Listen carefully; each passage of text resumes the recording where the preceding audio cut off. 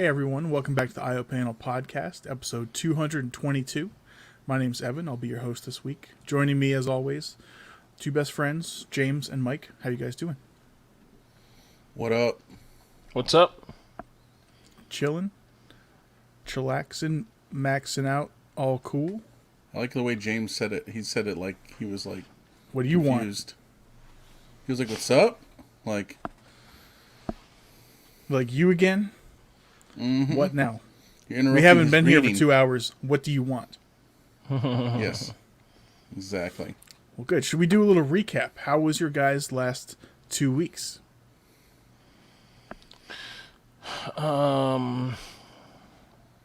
Excellent. All of our memories are trash, or we don't do anything. Well, Maybe I both. ended one job and started a new one. Congratulations. Yeah. Thank you. I'm sure they gave So you the best equipment available, didn't they? Well, Evan, I've received both old equipment and no equipment. So, still waiting on equipment from the place I will actually be working at. Mm-hmm. But thankfully, you don't need it for a lot of the stuff we do. Okay. So for now, you can put in your time and check email. Correct. Somewhat. Okay. And what will the yet to be received equipment allow you to do? Connect to the fisheries network. Okay. And that's not important right now. So it can wait. That's whatever. It's nice to have. Let's just say that. Gotcha. Okay. Well, congratulations. Thank you. I think you are on top. I don't know. Oh? I am on the bottom now. So it's time for a rebellion and to overthrow and eviscerate the proletariat, as it were. Regain my stance on top. I see. Beware. Well, you gotta, make some moves. You gotta head over to the old USA JOBS It's true. and whatnot. I don't know. You gotta do something. Or tell your supervisor, just be like blunt. Be like, "Yo, I want your job." Well, actually, I honestly think I could do a better job than my manager. She's the kind of person who, she's like, I don't think she really wants her job. She's more of a kind of, I use one of James's favorite words, a lackadaisical employee. So she's on, her position is very demanding because really she's in charge of the people who do not work Monday to Friday, 9 a.m. to 5 p.m., basically. So that's everyone who works like Sunday to Thursday or like midnight shift. So she's kind of like has to be on calls during the day and online some at night to interface with us and everything. So it's not a position I envy.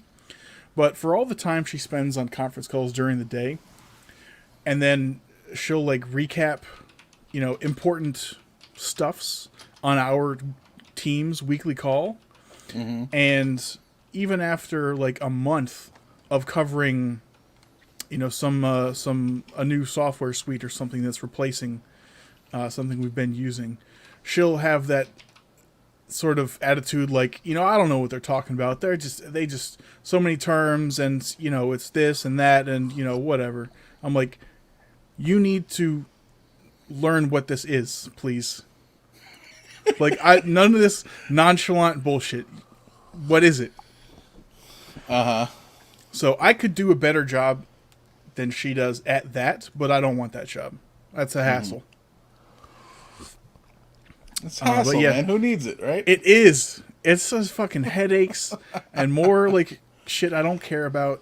But there are apparently a couple of recently opened full-time GS14 jobs. So I will probably apply to a couple of those that are yeah, at least somewhat relevant to my position or skill set or desires. So, coming soon. Nice. Mm-hmm. Look forward to that. Yep. Then you got to Put get you guys up, back you know, in your after fucking that. place. After that, get up to that SES. You know what I mean?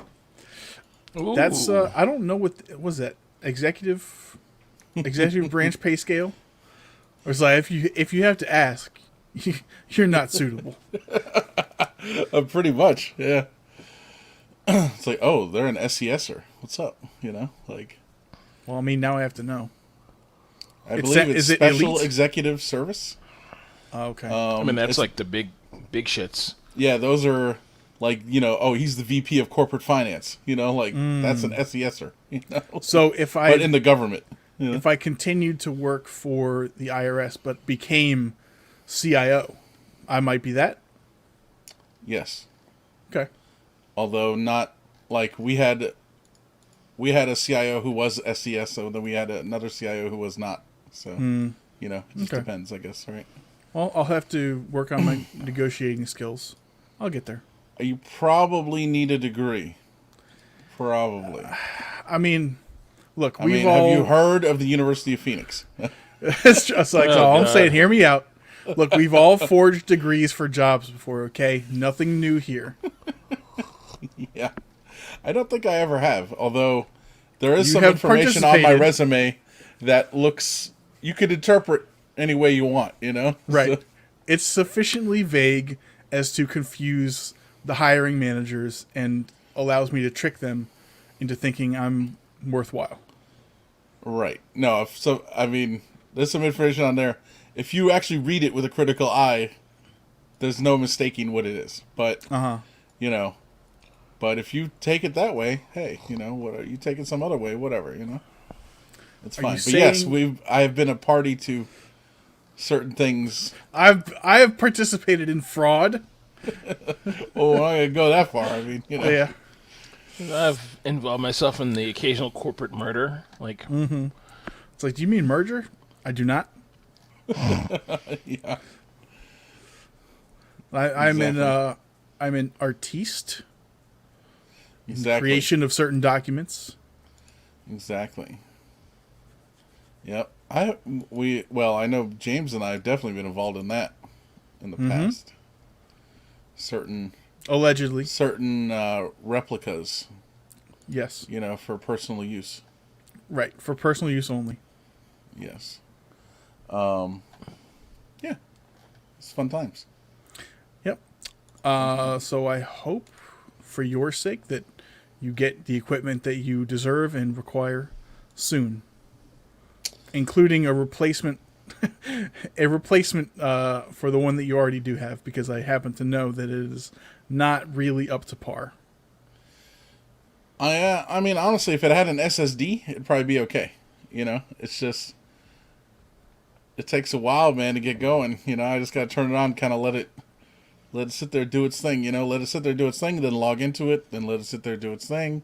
Yeah. You know, it's like, I'm familiar. I mean, you gotta give it a before I minute. got- You know, like, before I got my most recent laptop, it was the one I had was very similar to the one you have, and it was about like a 20-minute,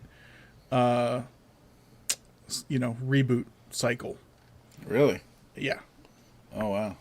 And it was not fun. Well, like I said, I really do much with this one, so it's, you know, I'm really surprised they even sent me one. This is the first time I've had a laptop from a contracting company. Like, So, oh, you guys, you do care. yeah, I was like, oh, this is weird. I'm like, okay, like whatever, you know. I don't even know if there's a way to access my email some other way. You know, there probably is, but I have not investigated. I've just been launching Outlook on the machine. So. Not Outlook Express. No. It has. I guess they're calling it Microsoft 365 now. I still can't get used to that. Yeah. and it that's has that that's installed everything. on It's it. not just Outlook. Yeah. And so that's installed on there, but it's linked to my Works email account, which is not in the Microsoft Cloud. So it is hosted somewhere else. It looks like they have like a Outlook server or whatever they call it, an Exchange server, I guess, wherever. Because I saw a URL somewhere with the OWA on it, Outlook Web Access. So, well, keep us updated. Yeah, I don't know. You know, I'm a senior systems administrator now. That is the name of my title or position. Nice. Congratulations. Yeah, I was like, I had to go back because I was doing my email signature. And I was like, okay, well, I'm not the head of human resources. All right, so what am I? You know? So I go look at my offer letter, and I'm like, oh, senior systems administrator. Huh, okay. Neat. Little do they know, huh? No. So I've been 65 years old for 20 years. Exactly. So, yeah, good time. So, yeah, just been doing that, you know. Getting acclimated back with the old folks. Yeah, getting back with the old folks. Giving me the rundown of what we're doing now. Like I told you guys before, Google Cloud Platform, GCP. Very good. It's cool. Apparently Nutanix is involved in that too for some reason. I'm not really sure how or why. But apparently some part of Google Cloud, if you use it, it uses Nutanix as its backing. Is it the storage part of Google Cloud? I'm sorry. Actually, I don't think it is. I think it's the CPU and such. Oh, okay. The compute. The compute, as they say. I think they said it's if you use Google Cloud for VDI, it uses Nutanix for that. Wonder if they got a discount or what? Yeah, I don't know. But I mean, it's probably just. I'm surprised. I'm actually surprised they're using Nutanix because they could very well just do what Nutanix did and just use. It's all. What's it? it's all open source and stuff. Not Ingram Micro, but Micro. What's the name of the company? Oh, you mean Super Micro? It's Super Micro hardware. So I imagine they could just make the software, which I'm surprised that wouldn't surprise me if one day they're like, okay, we're switching to an all Google platform. Right. Because it's Super Micro hardware that's just OEM hardware, and Nutanix has shit laid over it with Open vSwitch. So I would have thought Google would do something like Facebook and just like make everything their own, basically. Right. Exactly. Yeah. Well, that's what James was saying. He's like, just buy, generic hardware. And it's like just buy them and like fucking absorb it. I mean that too. I guess Google could probably do that. They That could too. pull that off. If Google wanted to race to compete with what's their face? I mean their platform's pretty robust already. It's not like they're behind Amazon. Right. But if they wanted to race to compete with them, they could just go buy fucking whoever. It's fucking Google. They got the money. That's crazy. Yeah, we're using something called in Google Cloud. We're using something called Terraform, which is how you kind of manage it and stuff. So that's what I'll be learning. Should be a good experience. So yeah, that's all for this week. The last week, or a week prior, I should say, was just my final week at the last job. So a lot of showing people this, showing people that, writing shit down. Did you document everything you wanted to? I think so. So, yeah, they're good. They'll be fine. Yep. Remember, Mike, no one is irreplaceable. Right, exactly. Even you. Now on my new team, so there's 4 of us actually now, including me. Good. Yeah. There's one guy kind of doing what I was doing before. Then there's another guy he can do all that too, but he's concentrating more on the Oracle Cloud stuff. So we still have Oracle Cloud also. And he's also concentrating more on the what's it called, like the dev stack or whatever. What do you call it? Like He's a full stack developer. Something like that, but he's not a developer. Like you're using GitLab to build and then to push out to whatever and a Docker container and the this and the that, like the pipeline and all that shit. Like he's involved in all that. Okay. Yeah. Are you all well? I don't care about anyone else. Are you going to be able to get to learn any of that stuff, or are you all just like, this is mine, leave it alone? No, I Like mean segmented? theoretically, I'm a backup for those guys, also. Okay, So that could be good. yeah, I mean, and I was starting to learn all that stuff before I left fisheries. Remember, I was the only one. So I was doing everything, and then also Oracle Cloud, and then also GitLab. We were standing up GitLab and standing up, using Docker containers, and so we were doing all that, Apparently now, though, they have something called Elk Stack. Yeah. It's very lean meat. It's instead of using, there was another logging tool they were going to use, but it's really expensive. So they decided against that, and now they're using Elk Stack for that. Okay. Basically, you can send all your logs to this thing, and then people can look at the logs on that thing. It's an aggregator? Sort of, I guess. I'll be honest with you, I don't know that much about it, but I'll find out. Yes, you will. Yeah, I'm just trying to remember what the other one was. We had stood up the other one right before I left. But like the free version, which is like 500 megabytes a day, or whatever, like. But I don't remember what that's called now. That is a log aggregator. I just don't remember what it's called now. But whatevs. So you guys went professional. Yeah, exactly. Good. So James, coming around back to you now. How goes it? How was your? Oh shit. Okay, How was your last week or two? Not a lot happened. Work. Usual work-related BS. Played lots of squad. Drank lots of coffee. Played a couple new games. Space Haven. And let's see. Will we be talking about that later? He's like, no, we will not. Negative. Cool. Made such an impression. I never want to mention it again.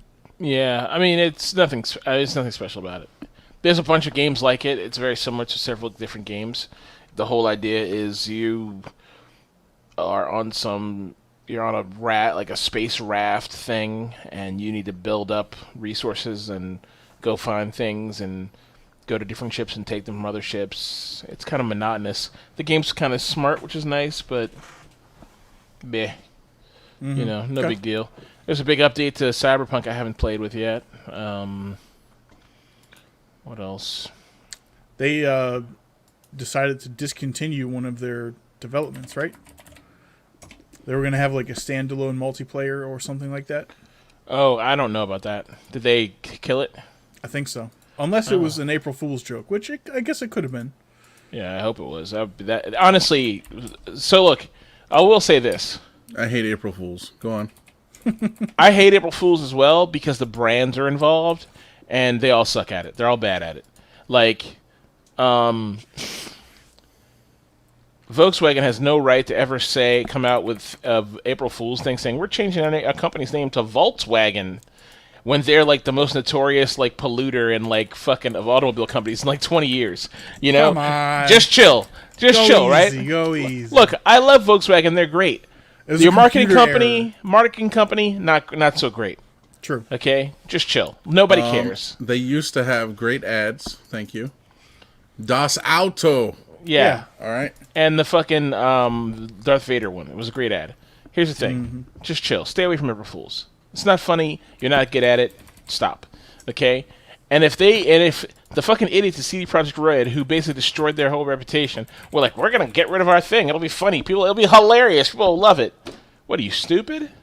You know what? And you said that, I was like, oh, okay, there's no reason to have the game installed anymore. I was about to uninstall it. It's like fucking takes up 92 gigs. I was like, oh, I'm gonna get rid of it then. There's no reason to have this on my computer anymore. It's a shitty game. I hate to say that because if they don't fucking add multiplayer, I don't know why I would ever play this game ever again. Right. You know, like did you ever end up exploring the other? I want to say timelines, but story avenues. No, I didn't. And I meant to, and I keep saying I'm going to go back, but I just don't have any interest to do it. I want to do it, but I don't. You know what I mean? Mm-hmm.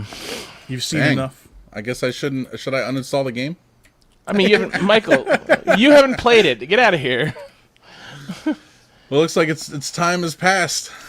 I mean, you'll play the next one, right? You're waiting on the next one. Fuck out of here! Look, man. Well, I need my new video card. I can't play it now, right? You got to decide on your own what you're gonna do. All I'm saying is, I mean, if they get rid of the multiplayer, there's no reason for me to keep it. I've beat the game already. I've beat it like twice with the same character, and I tried at least two different things from that same character.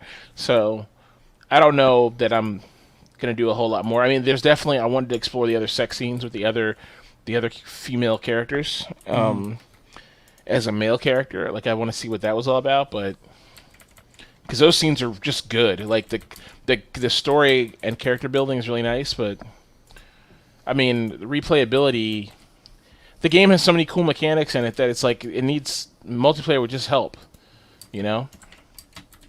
So I don't know. There's a big modding community. We'll see. Maybe the mods will get better, but this is a big lesson that I've learned over the last week is for some reason game companies think they can make a game half-ass it and just say, okay, we'll just release a shittier version of the game and let the modders fix it, you know? And that shouldn't be how it is, you know? Mm-hmm. So, yeah, I mean, I don't know. And the brand should stay out of April Fools because they're just bad at it across the board. But what will their 23-year-old social media managers do all day? I don't know. Fuck Susan in accounting like he wants to desperately. Who knows? And get fired for calling her a fucking slut or whatever, you know. Who knows? It's a compliment, bro. Yeah. I love sluts. Yeah, exactly. It's like I was reading a book. The guy's like, hey, I love lesbians. He's like, I want to be one. Oh, I will say this. Speaking of lesbians, there's a lesbian on TikTok. I'll have to find her name. It's like Melissa something or other. She's fucking great.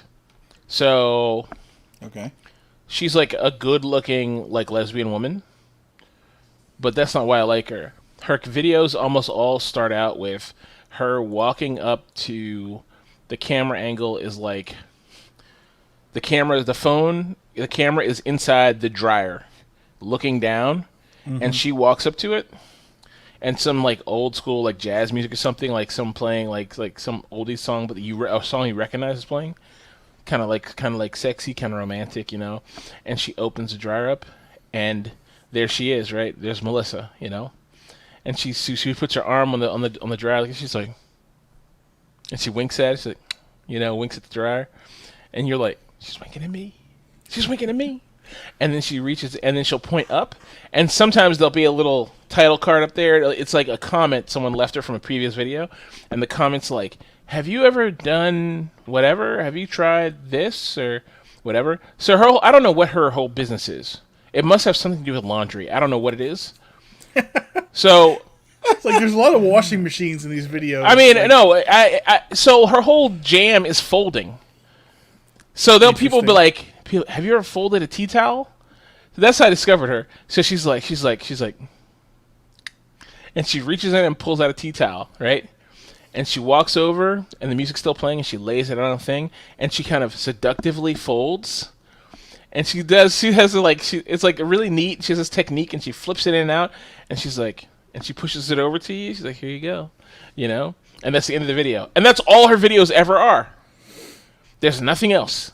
I mean, occasionally there's like her talking or like other like weird TikTok trends or whatever going on, but her primary core video style is like her folding some shit, you know, a fitted sheet, here's how you fold a dress shirt. It's like whatever, you know what I mean? And I'm like, dude, it's like she's uncovering the ancient techniques of folding that only butlers knew, you know, that you had to learn at a buttling school, the school of buttles. The Buttles Academy, yeah. So I'm just like, this is cool. Like I love watching her fucking fold. I'll find her, name her channel, and I'll post it in the whatever so anybody can see if they want. But yeah, so I had a lot of fun watching all her shit this week. And another guy named Carlo watched a bunch of his shit this week. He's fucking hilarious. Sounds like she found her niche. Yeah, man. Dude, that's what TikTok is about, man. It's about people finding their niche. Like, I'm the girl with a really long tongue. I'm the girl who's missing an eye, you know, who also works at a place who makes eyes. There's a chick. Seriously, there's a chick who's that. She works at a place they make fake eyes, and she's missing an eye. So her episodes are just her making fake eyes for people or for herself. And so she made the advanced Sharingan eye of Sasuke from Naruto. She's like, I don't know what this is, but people said to make it. I found it on the internet, and she just hand painted it, made it all shiny and shit. And she's like, I don't have any customers today, so she made one, and she popped it in, and she's like, and I was like, oh shit, that's cool. And then someone in the comments like, weebs everywhere ripping their eyeballs out right now. And I was like, yeah, man, I want one, you know. I was like, God, I want one of those. So, yeah, man. Dude, TikTok, if you don't mind being monitored by the Chinese government, it's a cool place to be. It's a very interesting, interesting piece of the internet. Mm-hmm. So, yeah. Oh, one thing I wanted to mention before I forgot about TikTok. Yeah. So remember we were like, didn't it get bought by a U.S. company or something? Right. Mm-hmm. All that, none of it happened. No, it never happened. Mm-mm. None of it happened, and it wasn't banned because they took him to court and the judge issued an order stopping the ban. So that was that. Yeah, so nothing. They're still like run by a Chinese company. They're still super shady. All those things are still happening. Yes, exactly. But it's cool because there's fun stuff. I mean, Chinese people are fun, Evan. Yes. You know a couple of them. I do. Who apparently you're in. Yes. I'm being slowly indoctrinated by gifts of food. Yes, then they're going to give you that newspaper, be like, have you read this? yeah, It's exactly. The epic, what is it, the Epic Times? The Epic Times, yeah. Oh, man. Evan, that's great. I envy you, by the way. I'm in several enviable positions. Yes. You're not wrong to feel that way. Modest, too. Oh, that's great. So, Evan, how was your last couple weeks? Much like James, very uneventful. I don't have a new job yet. The biggest thing that happened in my life is just a few days ago, I received my full immunity from COVID-19. I got my second shot. And apparently it's kind of expected that you have some negative side effects because the nurse was like, just like the first shot, you may get a fever for a couple days and feel kind of ill. I was like, none of that should happen. She was like, oh, wow. Wow. But I don't know if it was a combination of the shot or like in my allergies, but I slept all day yesterday. Like 17 hours I slept yesterday. I feel great. I was wondering about that, Evan, because I saw you message me on Friday, and then all day on Saturday it was like on thing it was like last active yesterday. I'm like, where is this guy? Like, Oh, I was getting some good sleep. Yeah. Nice. Yeah. Nice. Yeah. Well, that pretty much happened to my mom when she got her first shot. So she said she felt some tingling, like in her arm, and then maybe like her leg or something, like a little bit. And then she was just like zonked out. She was like, all right, I'm done, But then after that, she was okay. So, I mean, I think that's honestly, and pardon me, Mike, not that I enjoy complimenting your mom. Gotcha. I think that's a sign of a very strong immune system because, your body goes into preservation and hibernation mode to really fight off this this devious virus. And my limited research and confirmation bias proves this. Very good. Yep. So, which vaccine have you received? I'm a Pfizer boy. You're a Pfizer boy. Yep. James? I got the Pfizer one also. So you need to get a second one Yeah. at some point. Yeah, the 9th. I'm going to get my next one. I'm gonna good. look for my thing. I think it's Pfizer. Johnson & Johnson isn't around yet for me, so I'm pretty sure it's pretty sure it's Pfizer. Johnson & Johnson, that's the one that you only get one. Oh yeah, no, mine is either Pfizer or Moderna. I gotta look and see. I gotta find the card. Jeez, I really need to find that card because I'm gonna need it. Yeah. He's like, hold up. What the? Yeah, I actually get my first shot this upcoming Wednesday. Nice. My first dose. Did your Mima get her shot? She's done, right? She got hers? No, she will get her second shot on Wednesday. Good. Nice. She got it downstairs? Oh, no. We had to go to Richard Montgomery High School Oh, God. for her first one, and the second one for her will be at the White Oak Recreation Center. My first one is going to be at... nice. Yeah, well, I wish I could have, but my second one, my first one is going to be at the Silver Spring, the Civic Center. The what? At Veterans What and Plaza. where? Come again? You know where Fuddruckers was in downtown Silver Spring? No. Chick-fil-A? Nope. The movie theater? Yes. Okay. So, directly There. across the street from the movie theater Okay. is a ice skating rink kind of thing. Okay. And right next to that is a building, and that is Veterans Plaza / the Civic Center. Yes. I feel like civics is a class that they taught in high school in 1950. You're not wrong. Different civics? Probably not. You know, like you do your civic duty, right? It's like that, same kind of thing. How to be a good person? I think it's like Is that what voting? that class I don't know. was? I don't know. It's something. I have voted at that building before. I have dropped a vote off at that building before. And I've been there supporting presentations that my job was doing at that building. Multi-purpose. Like you could like rent a conference room, kind of thing. So yeah. So apparently they're using it for the shots right now. So good. Shots. Very good. Well, they're expanding the whole shot thing now. I'm sure you've seen that in the news a bit. So especially here in Maryland, they're like expanding the shit out of it. So I haven't really seen that. Fortunately for me, being a very responsible resident of a caring southern state, there's been no issues with vaccine access here. So yeah, there's several reasons for that. Okay, first reason, no one lives in fucking Tennessee. Okay? I mean, there's this the Memphis and the Memphis suburban area is pretty populated. There's many thousands.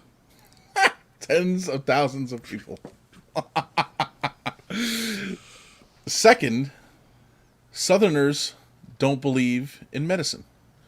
So Some don't. of the Although- limited number of people that exist, a great number of them are not going to go get the vaccine anyway.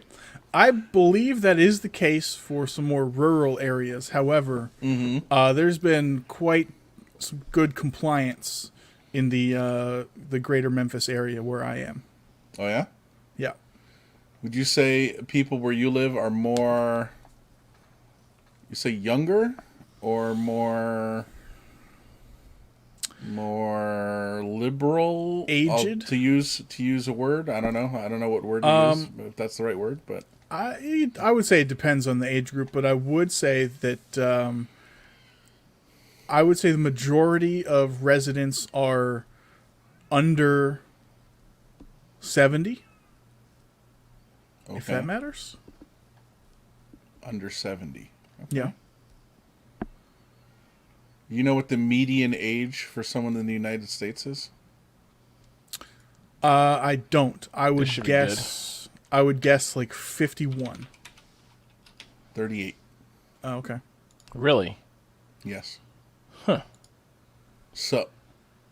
Yep.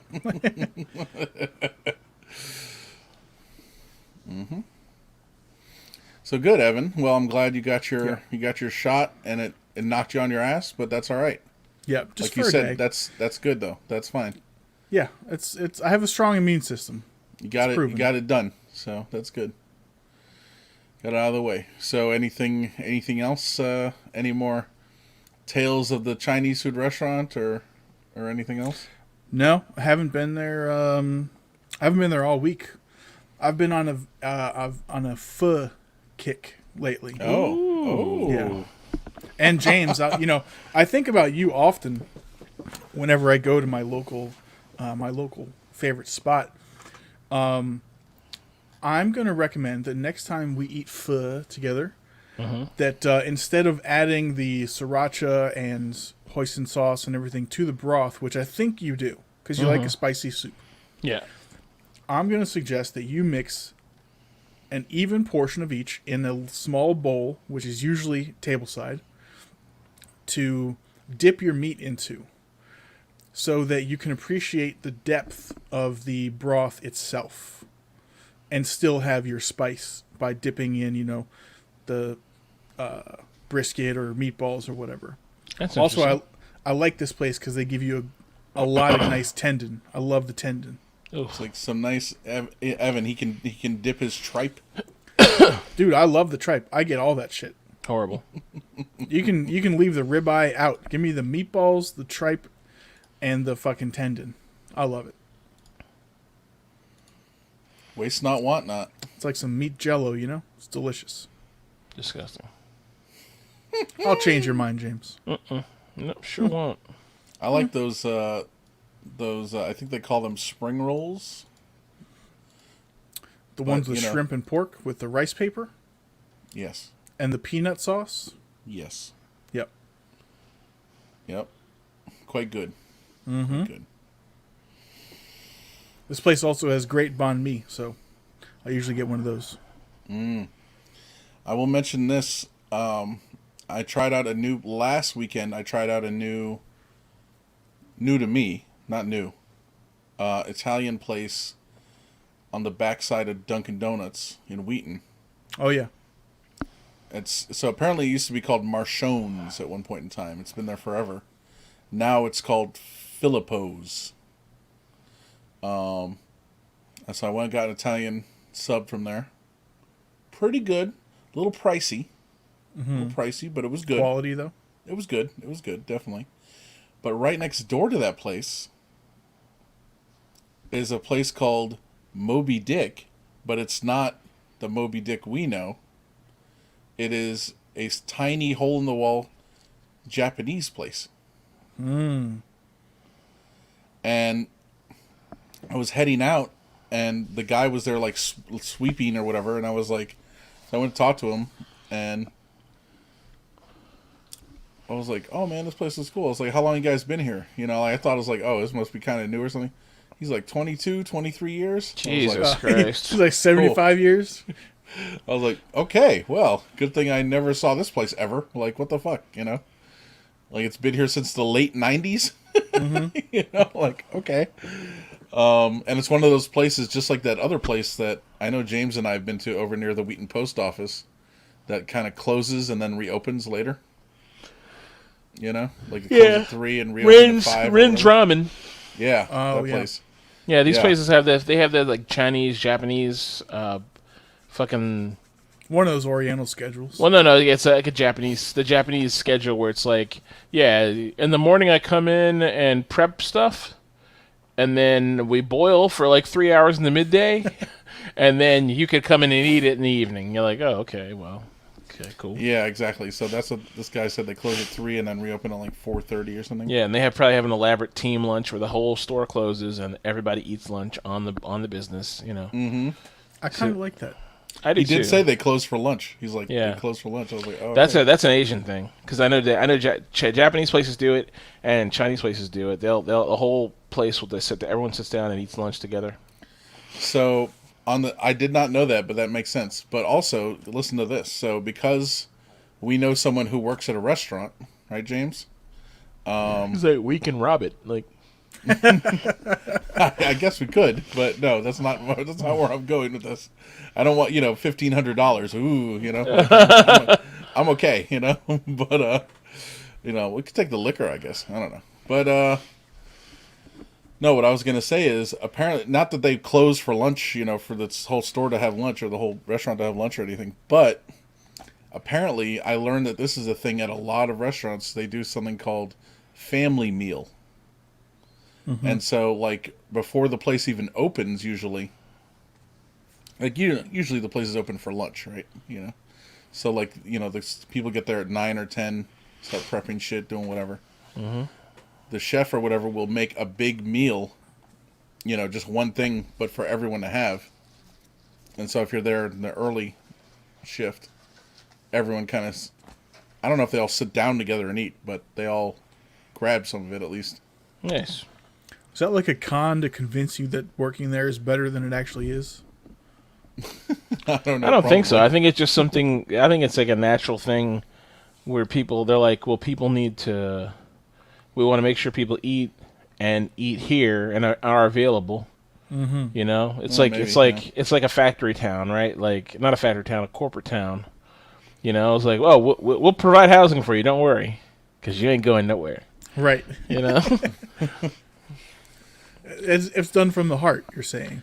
I mean, as long as the fucking meal they prepare you isn't like a bologna sandwich, but it's like fucking a nice meal of rice and pork belly or something, then it's cool. You know what I mean? We're all eating healthy. We're all eating well. It's like, here's some stale chips and watered down salsa. Yeah, it's like then and we got water a problem. with no ice. Yeah.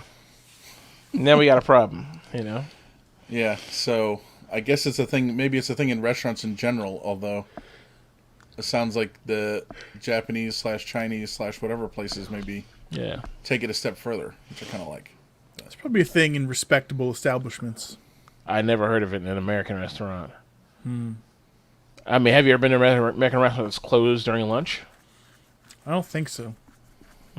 That's capitalism time, baby. Yeah. If you can be making money, you ain't closed.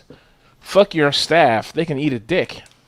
I don't. And matter of fact, $3 if they eat that dick, they better eat it on the row. Eat it on the fucking go. Yeah. Right. Exactly. Fucking eat it between tables, motherfucker.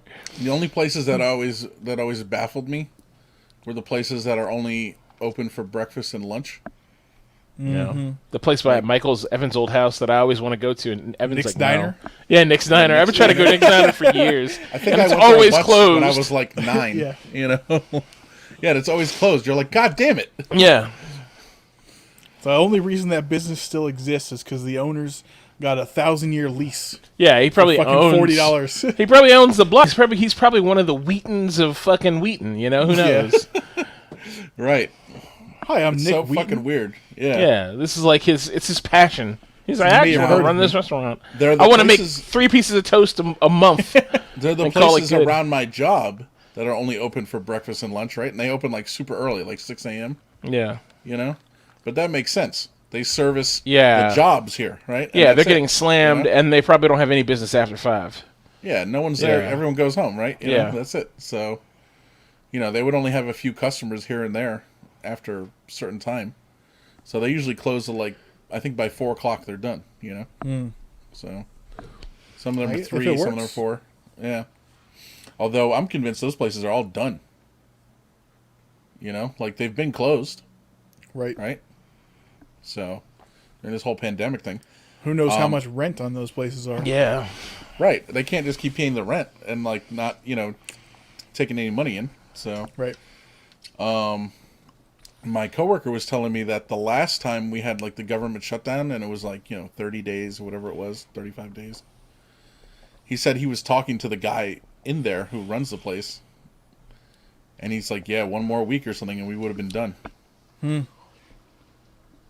I'm like, well, okay, well, it's been a year now. I'm sure they are fucking Right. done. Yeah, probably are. They probably went back to fucking Korea or wherever they're from. Oh, jeez, Michael. Maybe there's certain protections in place, but I don't know. Probably They not. probably went back to their beautiful house in Springfield, Virginia. No, well, yeah, obviously, but I'm just saying. They had to sell that house too, James. They couldn't make the payments, you know. Michael's like, they're from Korea. That's what he says. Like, they're from Korea. Racist. Kinda. They are Korean though, actually. Yeah, they have like weird random stuff. Like they have like regular stuff. Like, oh, you go get a cheeseburger sub, whatever, you know.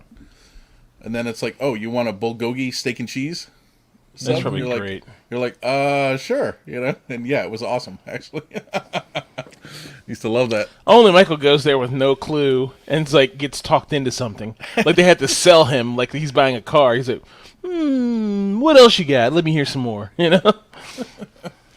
They also have the bibimbap sometimes, you know. Yeah. What's that? It's not bad. rice Oh, a bowl, yeah, rice bowl, egg in it, meat, some other stuff. Oh, that sounds good actually. Is it like it's like a raw egg? Or they crack the egg in there? I think they cracked the egg in there. Nice. But yeah, no, it gets cooked, but it's good. Oh, okay. Yeah. All right. That's good stuff, man. Yes. Shall we get into some news? Please. Let's. Let us. Okay, so the first one, I guess it's me, but it's whatever. DMX. Rough Rider. No. Mm-hmm. DMX has been hospitalized and he's on life support following a heart attack. Now, I read somewhere that it was an OD. I don't know if that's true or what, you know. Although I think this guy has had some drug issues in the past. Is that a Apparently recent he's picture? only 50. That's a picture from 2006. Oh, okay. Oh, there's a video of him. Scroll down a bit. I think he has made a decent recovery. He used to be like 95 pounds or something not long ago. Was he? He looked awful. Oh. I hadn't seen that. I mean, he's fucking stupid, dude. I might be exaggerating, but he looked very emaciated within the last couple of years. I just don't even know. Like the guy, you know, he got arrested pretending to be an FBI agent at the airport. Like this is like It was a goof. Yeah, like in 2010 that happened. You know, and he's like on crack and all kind of other stuff. I mean, I just can't with this guy. I'm the biggest DMX fan. You know, big as anybody, but fuck, man, I just can't. You know, it's just. I like this. They have celebrities react, and it's LL Cool J, Missy Elliott, Chance the Rapper, who says, DMX prayed over me once, and I could feel his anointing. I'm praying for his full recovery. Okay. Here. Yeesh. And then last one is, of course, from Eminem. If you get anointed by DMX, So You know. fucked up. No? yeah, you fucked up. Yeah, It's like, what is that? Oh, yeah. It's like, it stings. What is it? Yeah. Now this is James. This truly is an Angels East, Angels West moment now. Yeah, It's just rough, man. definitely. Rough Rider. No. So, well, we wish him the best. I hope he makes a recovery. It sounds pretty grim, but yeah, I wouldn't want anything to happen to him. I mean, I don't want him to die or nothing. So. I don't either, man. But you know, honestly, I lost all faith in this guy. I want him to come back. I was like, man, why don't you come back, dude? What are you doing? You know, instead he's like he's like fighting a drug addiction. I'm like, every time I hear about these famous people who had the world at their feet and they are now fighting a drug addiction, I'm like, what happened? Why? You know, like, get it together, bro. Like this guy, think about it. Think about all the rappers out there.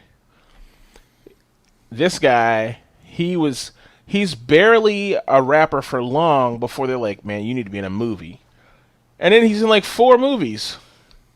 You know? According to IMDb, he has 40 to his credit. I mean, he has a lot of That's fucking incredible. movies that are fucking shaky as fuck. But I'm just saying. I'm sure. But he has that fucking like shit, you know what I mean? He has that charisma that makes you be like, man, I want to get robbed by him. You know what I mean? I've never had that thought, but Or like, Whatever. Imagine it's like being arrested by Steven Seagal. You're like, holy shit, what is going on? Yeah, exactly. You know what I mean? It's like if I'm gonna get fucking, rough ridered, I want it to be by him. You know what I mean? Whatever that means. Fucked in the ass by a man. I mean, forget I said that. I don't know what that means. All I'm saying is, like, he'd be cool to hang out with at the minimum. Because he's just cool. He just seems like a cool ass dude, I don't know. It'd be pretty intense, I think. It would be intense, but you'd be like, man, what a weekend, We robbed a bank. You know what I mean?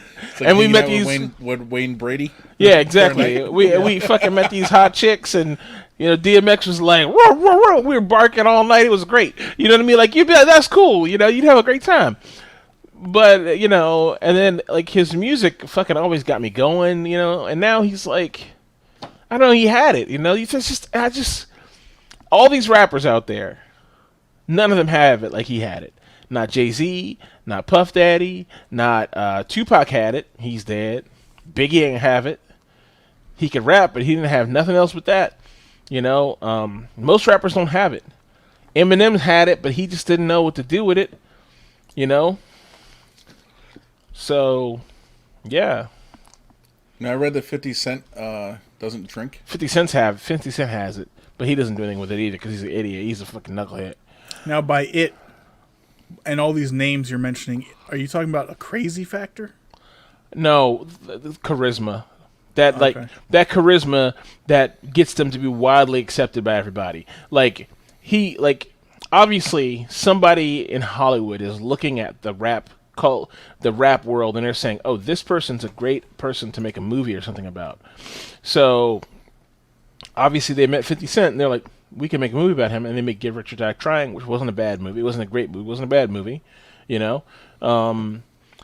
DMX, several movies that were popular of all different types were made around him, all around him being him. He's like Jason Statham. Like, when he's in a movie, he's only this, like, crazy barking black dude. Right. He's always the same guy. He's just himself. And that's what you go there for, right? You go there because DMX is like, yo, what up, boy? That's all you're going to see. You know what I mean? And you love it, right? That's why we're all there. And the same thing with 50 Cent, right? He's cocky, machismo. He's like the guy. Everybody wants to be him. Everybody wants to fuck the woman he's fucking. Everyone wants to have his money, his fucking attitude. He has the same vibe. But most rappers don't have whatever that thing is. They don't have it. They don't have, like, that thing. They can cross over from being popular among a small community, like, of hip-hop listeners to being a national popular, like, I'm broke into movies, like I'm Dwayne Johnson popular. Mm-hmm. It's like wrestlers, like fucking wrestler, you're like Hulk, who's popular. He reached large popularity, but he's never been on the Rock's level. You know what I mean? So I don't know if there's a timing or they didn't know what to do with wrestlers back then when he was popular, but I'm just saying, you know what I mean? So yeah, man, I just it's sad. It's like a waste of potential. Leave the drugs alone, kids. Well, maybe he'll make a comeback after all this. The Hulk had his own thing going for a while. Yeah, he did, but I mean, come on. Nah. It's fucking cheesy as fuck. All that shit was cheesy as hell. Hulkamania fondly. Yeah, apparently. No, and he was in some movies, right?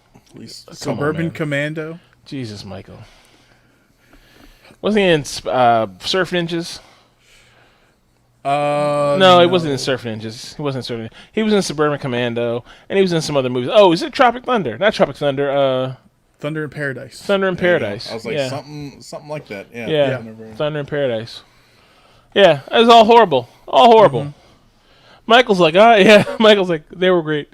And which Academy Award-winning film has The Rock been in? Remind me. I mean, it's not that he's been in Academy Award-winning films. That's not the bar. The bar is he widely popular? Do everybody know who the fuck he is?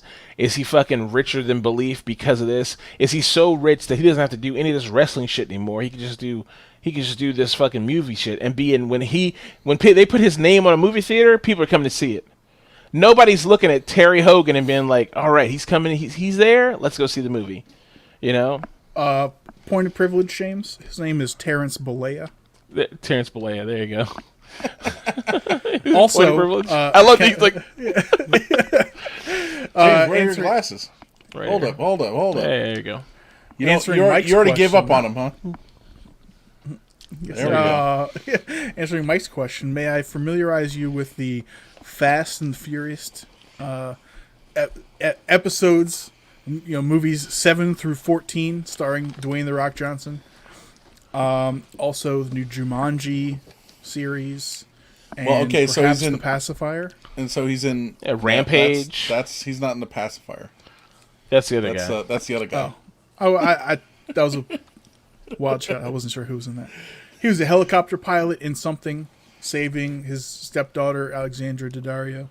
Yeah, he's in a bunch of stuff. I mean, he's The Rock. I mean, we don't have to. They were trying to get this guy to run for president in 2020. He has his own line of tequila, Mike. I mean, what do you want? The guy's a superstar.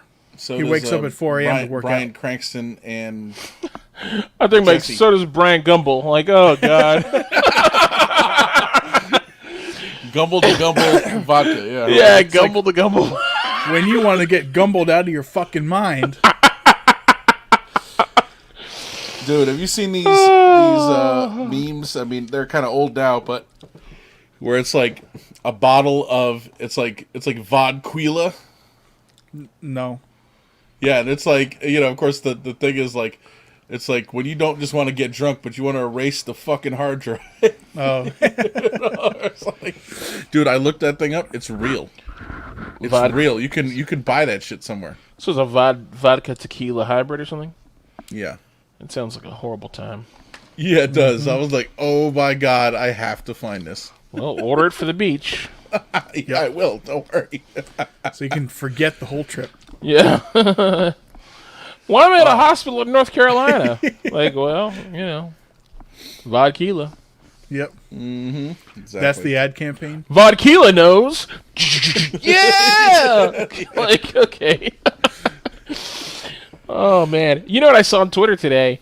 Speaking of wrestlers, because I was looking at trending before the podcast. Speaking of vodka. And I was looking at like trending for news, and it was like Rey Mysterio was trending. I was like, oh no, Rey Mysterio's dead. And I looked, and it was just like Rey Mysterio's unmasked. Someone took a picture of him at some sporting event, and I was like, this guy used to wrestle with no mask on in the '90s. Guys, get out of here! It's not a big deal. But everybody's like, oh my god, I seen his face. Oh shit, son, call the police. I was like, surprise, surprise, he's a bald, short, tiny Mexican dude.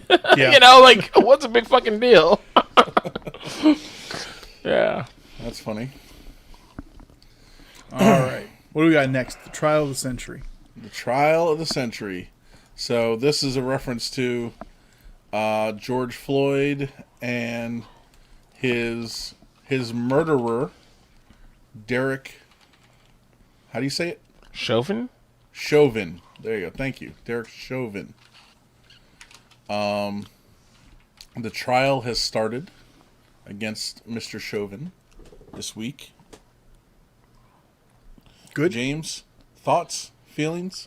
I mean, I'll be honest with you. So I started watching it earlier this week when it first started. Like, I'm watching it, but like paying attention. And I mean, it's shocking. I mean, it's and it's upsetting. I couldn't stay with it, honestly.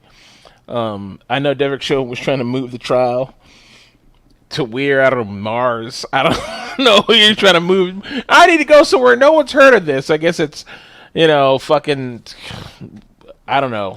Somewhere with no extradition. Svetlana Let's Berg. go to Morocco. Morocco, yeah. Who knows? But they wouldn't let him move it. It's in Minneapolis, and it took forever. It took them 10 weeks or something to get a fucking jury together because people were just biased as fuck. It's a hard one, man. Because you listen to it, and it's like the defense's whole thing is they're like, yeah, well, we're just gonna make George Floyd look like a fucking drugged out maniac who the drugs is what killed him, And then Derek Chauvin, the what's it called? It's like to make Derek Chauvin like play him up like, oh, this guy's a fucking murdering piece of shit. And the thing is, they got the proof, It's on video. It's on video, yeah, and everybody's seen it. And then they have a local guy who was there. I don't think he took the video. He's another guy who was just there, and he apparently was a mixed martial artist. And he was like, "That's a bad choke, man. You're gonna hurt him like that, whatever." And he tried to tell him, "Hey, stop." And then you have I told you guys this before the show, the 911 operator who I guess Chauvin or one of his police officer buddies called in, like asking for whatever, maybe Norcan or help. I don't know. They called whoever, and when they called them, they put she said, "Well, let me just look." So she went into the local cameras on the local block, like down the block or something, and she was able to connect to the camera and look at this guy. Look at the whole thing, and she was like, "That looks dangerous." And she called Chauvin's boss to say something to him about it. There's just like, it's so funny. There's all these people who are like, "Oh shit, this is like wrong." And the guy who called the police, he feels like shit because he called the police on this guy, But you know what? Yeah, and why did they call the police on George Floyd? Because he's trying to pass a bad check or something. He's fucking high and he's trying to pass a bad $20 bill. Fake $20 bill. Yeah. So they called the cops, dude. So it's funny, he's right? high on what? I don't know, PCP or something. Or he was. I don't think so. But He had been high. He was previously high. From what I saw, if he was white, they'd be like, "Oh, he's sick," because it's the opioids. I'm not going to judge that. That's what George Floyd was on. I'm not going to judge that. I don't know what they would say if he was white. I have no idea. That's what they say. They're like, "Oh, there's an opioid epidemic, right?" But all these white people are sick.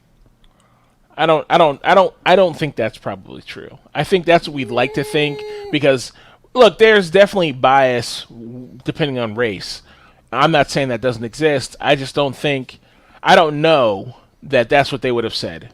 You know what I mean? It doesn't sound like a thing a cop would say. If I was a police officer on the street, I'd be like, "Here's a fucking another one." You know what I mean? That's what I'd say. Like another drugged out fucking maniac I have to deal with. That's what I would think. I wouldn't be like, "This guy's sick. He has a problem." No, I wouldn't think that. Like, maybe that's my nature. True. I don't know. No. I mean, yeah, that's true. But what do you think they're trying to do to George Floyd in the courtroom there? No, of course. Discredit. Well, no, they're going to victim. They're going to make him. They're going to make him the guilty person. You know what I mean? He's a wild whatever maniac who's up to no good. Yada yada yada. Whatever. Mm-hmm. So yeah, man. I mean, it's all about destroying the credibility of the victim. That's what they're going to try to do. And I mean, look, it's a strategy. It's the strategy, his only strategy he has. If I was his defense lawyer, I'd do the same thing. No matter how unscrupulous or immoral it is, I would do it too. So, kind of sucks, man. Mm-hmm. Well, Tom Cruise, I'm going to put the system on trial. Yeah, exactly. Exactly. The punishment, how long was his knee on George Floyd's neck? 9 minutes and so many seconds. 9-ish. I'm gonna round up. I think someone should get to put their knee on that guy's neck for 10 minutes and call it good. Whatever happens, happens. So you make it, you win. Correct. Yeah, that shit was fucked up, man. Yeah, and man. they're gonna put his buddies on trial too. Oh yeah, good. They're just not on trial yet. But they're gonna get a case of the what's it? You watched and did nothing. Mm-hmm. Yeah, but they weren't bystanders watching. They were fucking cops. No, yeah, you're right. You're 100% correct. But that to me, I think, is the funniest thing, right? Like, I'm sure one of them or both of them is going to be like, no, I tried to warn him, you know? You know what I mean? Oh, I saw it happening, and I was like, man, that feels wrong, you know? But, yeah, Yeah, well, we'll see. I mean, yeah. Just following orders, trying to protect my partner. They're gonna There's a video of the whole thing. I mean, you're gonna see it. I mean, that's one. I did see a tweet. None of them tried to pull the guy off him or anything, you know. Yeah, exactly. Right. Someone was like, in these, traumatic, high tense events, it's frequent that you could have issues with memory, right? He's like, absolutely. He's like, well, good thing we got it all on video. Right, exactly. Yeah, fucking ridiculous, man. Yeah, see, they brought in police officers who's saying, "Oh yeah, it was what he did was unnecessary." Um, You know, I mean, they're definitely the defense is go. I mean, the prosecution's going after him. And look, Chauvin's gonna fry, dude. He's not gonna fry, but he's going to jail. He's not gonna win. There's no way he's gonna win his case. And here's the other thing, right? Here's the other thing. If they let him, like, they're in the back of their head, they all know that if we let this guy off, there's gonna be a riot in the street. So they got a way serving the law if they can prove that he's innocent, and just letting him walk away.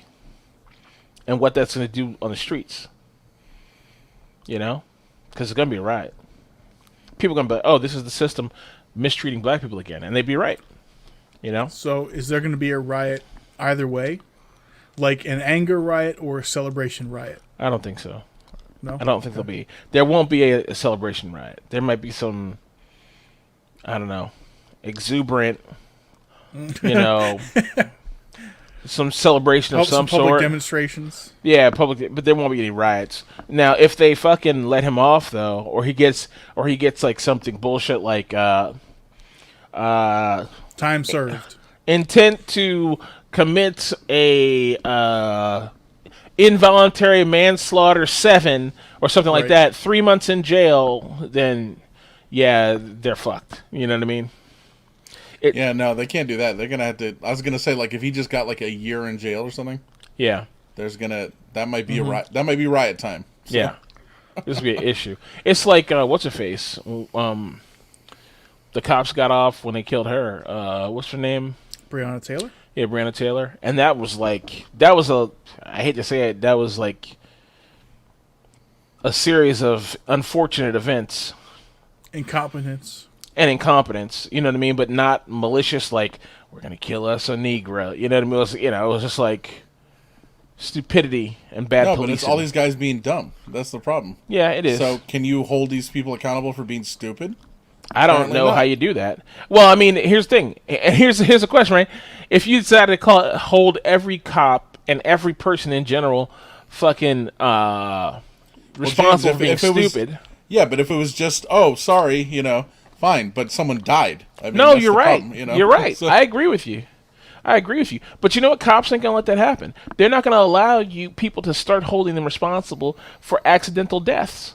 Because then, I mean, think about it. They can come to your house right now, swat you, kick your door down, and walk away. You're responsible for the cause of that door, even if it was an accident and they're in the wrong house. You're responsible for that fucking door. You know, we're not even talking about somebody gets shot or something. They're not gonna fucking own that shit. You're in the wrong place at the wrong time, Jack. So Your own house. Sorry. yeah, you're at home. You shouldn't have been here. Oh, the SWAT team shot your dog? Well, shouldn't have had a dog. You know? Dog should have known better. Don't bark at police. Mm-hmm. Your dog was stupid. You know, you know what I mean? Mm-hmm. That's the fucking police, dude. It's not a... It's only a sort of fair system. And we gotta take what we can get. I hate to say that. It sounds really defeatist, but I just don't, maybe some Gen Zs will fix this for us. But I don't really know what else to do about it. Policing in general is broken.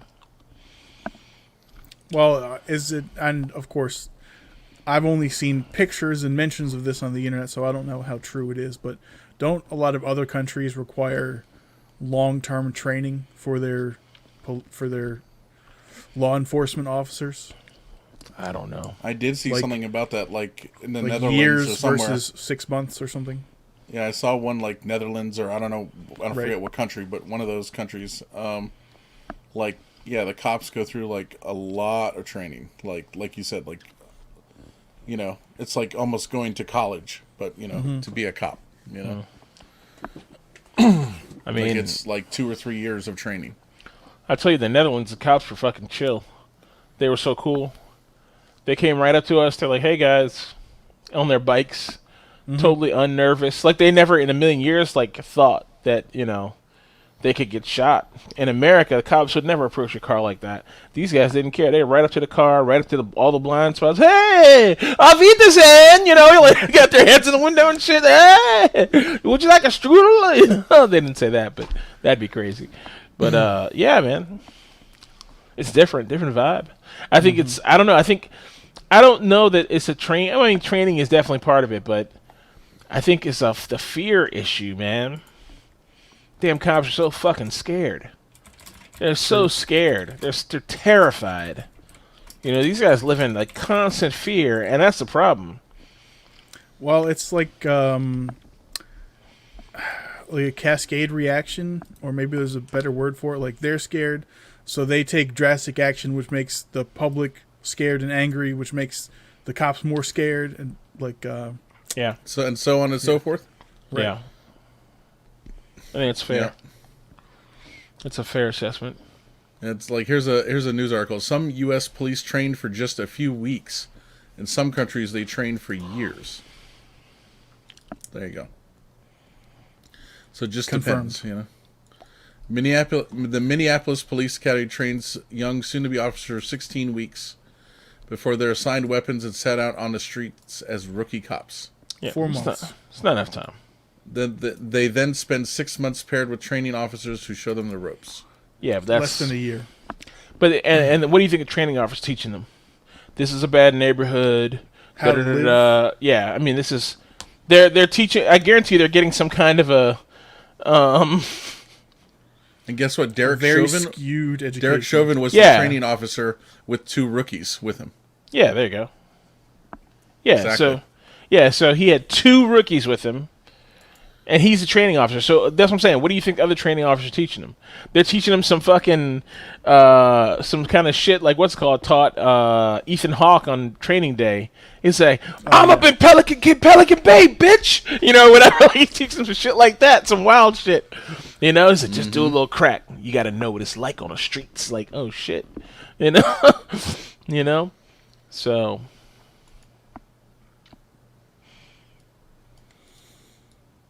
Well, So it says 2 countries that stand out for their police training are Finland and Norway. Officers in both countries must attend their nation's 3-year police universities and leave with degrees that are equivalent to a bachelor's. It says policing is approached as an academic discipline. It's the same quality of education that we have for teachers, nurses, and so on. I like it. It says the first year is the role of police in society and ethics. The second year is students shadow training officers before returning full-time for a third year focused on investigations and completing a thesis paper. Yeah. I think so that's- some state or county in the U.S. should trial that program. Yeah, that's quite a bit of training there. Yeah, I mean, it's going to make for better police officers, right? It makes sense if that's going to be your career. Mm-hmm. I wonder in the U.S. how many police officers are former military. A ton, probably. Yeah. You think most are? Or I don't know half? most, A but third? half. I'd say maybe I'd guess like a third. At least a third. I would wonder what the numbers are. I'm just curious. Like I would think like, oh, I used to be in the military. Let me go be a cop. Like it Right. makes sense. The natural seems- transition. Yeah, But I don't know. Maybe I'm talking out my ass and don't know what I'm talking about. it depends on what you did in the military, probably. True. If you're fucking 0300 infantry, you're probably going to be a cop when you come out. Yeah. 2212 basic military journalism. What? Yeah, yeah, exactly. Whatever it is. No, like, yeah, probably not. Anyway, yeah, we could talk on and on about that, but See where it goes in the coming weeks. Yeah. yeah. I put a link that I think is going to be valid for the entire time. It's from CNN, Okay. so it's covered up till now, and it's a running stream. Okay. Yeah, I just put it on your trial of the century link, Michael. I just linked it there. Oh, okay, perfect. Very good. Thank you, sir. So, someone tell me what's up next. What's up with that? Oh, So, I think everyone saw this video this week. It's making the rounds. I saw it on Instagram. Oh boy. Of a video of someone getting carjacked in Washington D.C. Mm-hmm. And when I first saw the video, I wasn't sure. I saw it with no context, so I didn't even know it was in Washington D.C. I thought it was based on some of the things I saw in the background, but it turns out, yeah, it was right near the Washington, the Nats Stadium down there. There he is. Welcome back. Yeah, I was trying to. I closed the wrong tab. So, so where was it, Michael? What'd you say? I said it was by the Nats Stadium. Okay. In D.C. And apparently a 66-year-old Uber Eats driver got carjacked and by two teenage girls. I think they were like 13 and 15 years old. And they were armed with stun guns, whatever that means. What is a stun gun? Tasers. Yeah, I think so. Or the things that just have like two metal prongs and you like put in someone's neck and you're like, that hurts a little bit. That's what I think it is. But I think a taser is the thing that you shoot at someone with the two prongs, and it shoots out. Yeah. Hooks. Yeah, exactly.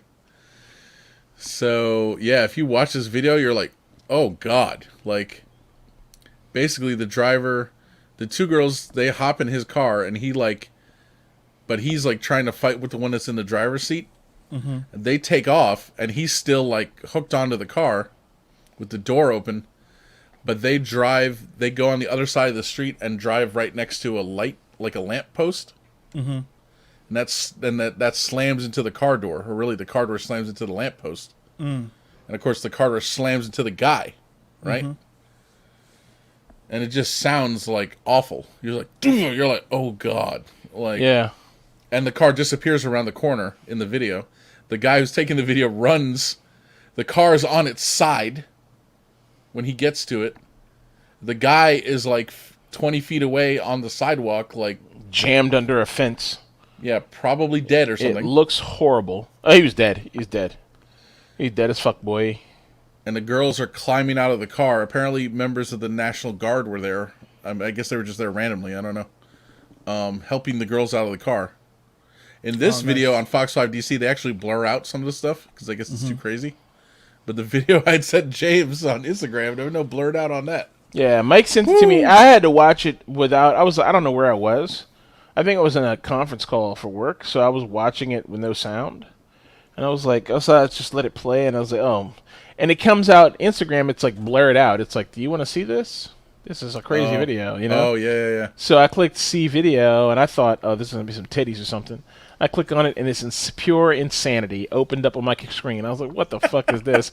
And I didn't hear anything, so I had no context, you know what I mean? I didn't have even the minimum context of the guy saying, hey, my car, they're stealing my car. And you see the car go around the corner, and I'm like, oh my God. And the guy, of course, the camera, he goes up there, and you see the body and shit. I was like, that guy's dead. He is fucking dead. I was hoping he wasn't, but I was like, I don't know. There's something in my brain that I'm so used to the way news filters shit out that I'm like, oh, if they show us his body, he's alive. So I saw his body. I was like, he must be fine because we're seeing his body. And I was like, are you stupid? This is some guy's video. This isn't the news. This guy's dead. He's curled up. They got him folded up like a airplane up under the fucking wall. There's no way he's alive. And then he was hanging out of the car, and you could see him hit the light post. You could see that car's door hit the fucking thing. And I was like, this fucking guy's dead. There's no way. Or his back is broken. You know what I mean? More than likely, when he hit the thing, it broke his neck or something, though. And fucking killed him right then. It's fucking sad, dude. And I saw the girls, and look, I'm going to say it. There's just two little black girls. And I was just like, why? You know what I mean? I was like, why? Do we really need this right now? We got to live up to this fucking stereotype. Even though black people probably don't do all the crimes in America. Dude, it's this kind of shit. It just doesn't help us. You know what I mean? You got to chill. What the fuck are you doing? I'm trying to rob this fucking some old Indian guy. I don't understand. They should be put to death, James. If you cause death, you get death. Look, they're not being charged as adults even. They need to be. That is wrong. They need to be. Mm-hmm. They need to be charged as adults. But they are being charged with felony murder and armed carjacking. They need to be charged as adults. When they can turn 18, they'll get out. They don't need to get their lives back or learn a lesson. The lesson needs to be, I fucked my life up forever. That's the lesson. You know what I mean? It says here the carjackings in D.C. have surged 350% since a year ago. What is going on in D.C.? And in Prince George's County, 200% since last year. Yeah, I told you, man. Glad I don't know. I don't know what it is exactly, but it's something. You know, this pandemic or something. Something's going on. I don't know. Well, guys, people are at home. People aren't going to school. People, maybe, I don't know. I don't know what's going on, but it's something.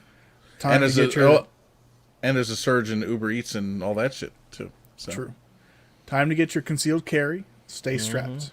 Basically, dude, if it was as easy as that to get in this great state, I would. I mean, what do you have to do for it? You have to fear for your life enough to get one.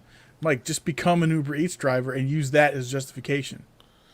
If I in order to actually get one, let's say I was an Uber Eats driver and I would actually have to get carjacked. It can be arranged, and then I could be like, "Yo, I need a gun," and they'll be like, "All right, we'll consider it." Yeah, that's how it is. Yeah.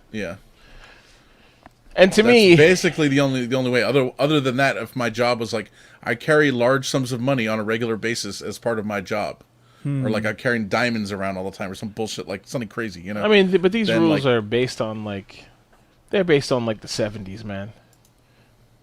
These delivery drivers, man, they need to be strapped. I hate to say that, but I mean, I'm serious. I'm serious. Wow, man. I'm serious. Wow, man. They're delivering fucking gold. No, because people are fucking crazy out there, man. Apparently. They're only delivering fucking bagels or whatever, but still, it doesn't matter. People are fucking crazy. And the thing is, I watched the video, right? And I was like, this guy should just been fine, take it. But the reality is, you're going to look at that shit and be like, this is my fucking livelihood. You can't have my fucking car. If I was me, you teenager. If I was me, If that was me, I probably would have gone ape shit too. They'd be dragging my ass too. Mm-hmm. I'd be like, this is my fucking baby, and hell no, you can't have it. And how am I get to work tomorrow? That's all I'd be thinking about. You know what I mean? It's a reminder. Yeah.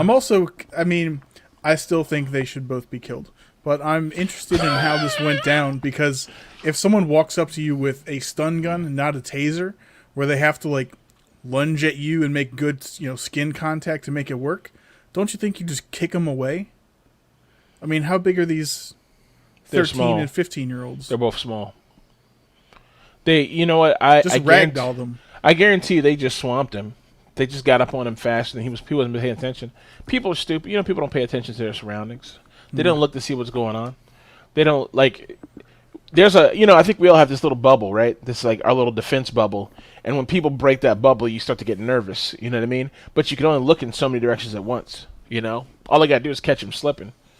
I said, I was talking about before the show, a lot of this is too, it's all these Uber drivers, right? I should say Uber Eats or DoorDash or whatever. And like we were talking about, Evan, a lot of people leave their cars running, right? Yeah. They're like, I'm just getting out of the car for a second. They leave, and obviously you leave the car running. You leave the car unlocked, right? And they leave the car running. So maybe he did that and came back and these girls were getting in his car or something. I don't know, But that's why half of these fucking carjackings or whatever are that. That's probably why it's jumped up so much. Leaving their fucking cars running. Because you got these drivers there They're stopping all over the place. Yeah. I'm just going to run in for a minute. They leave the car running, and there you go. Shit, we were the place where I was in Baltimore last night. The restaurant I went to, there was all these Uber, at least 2 separate times, so drivers coming in. And while we were walking up, there was a car double parked in the middle of the road. I was like, was that car here when we pulled up? And I realized I looked and I saw the guy running inside. The car was running. The guy went up around the corner and went inside. He was a Uber Eats driver picking up food, So they don't. Maybe they think it's a time saver too. It adds up over time. I don't know, but I mean, that's stupidity right there. Yeah, I mean, I'll tell you what. A FedEx driver or a UPS driver, you can't leave your truck running. When you go deliver a box, You can't leave it running. Not at all. You know? Absolutely not. I don't know. You know what this reminds me of, right? And this is like a really fucked up analogy, comparison. In Star Citizen, there's a big, in the video game Star Citizen, there's a big push, like all these people are, there are a lot of pirates in the game, and they rob from the miners, right? So what the miners do is, they fly their ship, and they're solo mining in some desolate middle of nowhere place. And you got to remember, the planets on Star Citizen, one of the planets on Star Citizen, one of the moons is as big as Canada. So you're not going to no one's going to just stumble upon you there. You know what I mean? So these guys, they take their ship, they land their ship, they open the back hangar door, they drive their ship out, they drive their fucking mining buggy out, and they go mine, right? Mm-hmm. Unbeknownst to them, a pirate's been following them for the last hour and a half, watching them, waiting for them to get fucking nice and fat. And then once they get full, the pirate comes in and just walks into the back of their ship, goes into the bathroom or the turret and waits. And just waits for them to finish mining. Then they come back, they get in the ship, the fucking pirate gets out, he goes into the back of their fucking buggy, steals all the fucking materials out, and leaves. No one knows the wiser, you know? Or they kill the guy and take his thing. And it's it's basically, it's this like constant thing where it's like totally fixable if you would just pay attention, don't leave your car running, don't leave the doors unlocked, like all this kind of silly stuff that you're like, it's like the Marine Corps, Gunnery Sergeant Hartman unlocked footlocker theory, you know? Stop leaving your fucking footlocker unlocked. You know? Simple. But people, I don't know, and I'm not saying it's not this guy's fault, you know, but you got to be smart with this shit too, you know. I mean that's probably why it's gone up 300%, because you have all these people who are wandering around with nothing to do, and then you have all these sudden opportunities to do criminal shit now popping up like crazy, you know, because on 3 times a day I will see a car sit on the side running where a driver run off to wherever. 3 times a day if I go outside. You know, outside my building, probably more than that. So, there you go. Well, just kill him. Next link. Should we club them to death? Oh yeah. Okay, so this, I'm just going to mention this really briefly. So I heard about this. Michael might have heard about this. I had not heard about it because I have, like Michael complained earlier pre-show. Even though Apple's the most popular phone in the planet, none of his friends have it. So none of us knew about it. I mean, like 1 or 2 have it, but yeah. Yeah, but not really. For the most part, nobody has it. So none of us knew about this. But there's this new app called Clubhouse, and it's like, its rise is reminiscent of like Twitter in the early 2000s when Twitter came out. You know, people were like talking about it, and it was like on the outside, you're like, what the fuck is Twitter? You know, and this is the same thing that's happening at Clubhouse. It's a chatting app where, say, like, I don't know, a big celebrity, and I was thinking big celebrity in my mind. You know who came to my mind? Tom Green. Jesus Christ. Look, Michael's eyebrow of skepticism. He's like, Tom Green? So Tom Green wants to chat with his fans, so he can make a chat room and call it Tom Green's chat room, and he can invite fans in, or fans whatever can just come in, and basically it's just like a one-on-one chat, well, 1 on 1,000 chat with Tom Green or something like that. I don't know if they do communication like speaker ducking or whatever to have a priority speaker. I don't know how it works, but it's become all the rage right now, and it's under fire. Even though it's not even out on Android yet, it's only on iPhone. But basically, and was it's only Instagram like that. Yeah, it was for a long time. I mean, most apps were like that, I think. And for some reason, iPhone is the premier thing to fucking develop on. So is it like Periscope or a audio video version of Reddit Ask Me Anything? Yeah, but it's only audio. There's no video. Mm-hmm. But basically, it's in trouble because right now it's only invite only on iPhone, and also because there's no moderation. Mm-hmm. And so they're like, people are saying crazy shit in there. People are dropping hard R's like it's going out of style. There's no privacy. No privacy is there's no privacy at all. They don't record the conversation with you. Clubhouse doesn't, but there's no end-to-end encryption.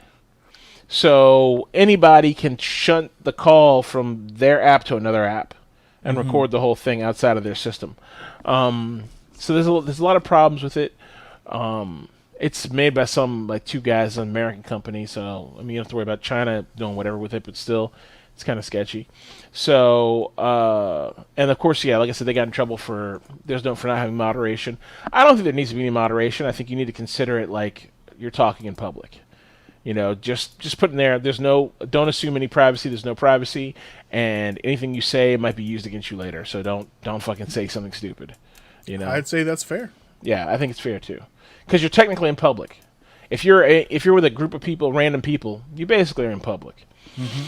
So yeah, but the problem is in public we know and see who you are, and on these apps, unless they've done something to change that, you could be Hotballs69. You know, they don't know it's Michael Blower from Silver Spring. I mean, and then you build your own anonymity into it, you know, because you called yourself Hotball69. So that's fine. You tried to help yourself, but basically it's not about you, Hotball69, wanting to say hard R. It's about Karen hearing you say hard R because you're all in the Tom Green fucking fan chat together, and she hears you say the hard R, and maybe Tom Green kicks you out of the chat, but she's offended because she heard a word she didn't want to hear. Mm-hmm. So it's Clubhouse's job to moderate you for saying the hard R. You know what I mean? Do I agree with people on the internet fucking saying the hard R? Of course not. But at the same time, these companies shouldn't have to moderate every user who says something that other users don't like. I agree. You know, that's stupid. So Mike is fundamentally against freedom of speech. Yeah, he's big government. Yep. He's for bigger government and socialized healthcare. The fucking cuck. Exactly. Get your red jacket on, Mike. Goddamn communist. That's right. You're the one who said eviscerate the proletariat. There you go. I did say that. No, man, it's just you know, it's like the whole bullying thing, right? Bullying works. Yeah. Well, of course you'd say that, Evan. But no, man, you can't have that shit if you want to have like a nice place for people to come and hang out and talk about stuff. It's like nobody said Clubhouse is a nice place.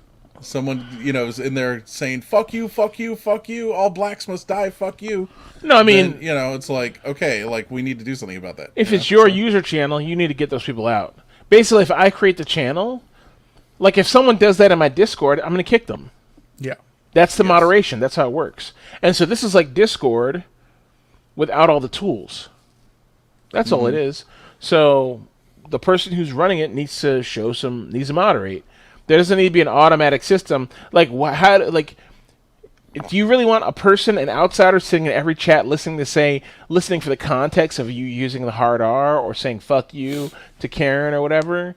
Like, oh, it's okay if you say fuck you, but if you say fuck you, like, okay, what? Okay, you know, or do you want AI to do it? Look at YouTube. YouTube's barely usable for creators now because fucking the AI is like, oh, this is a bomb making video, and it's really a video about bullets or something. You know what I mean?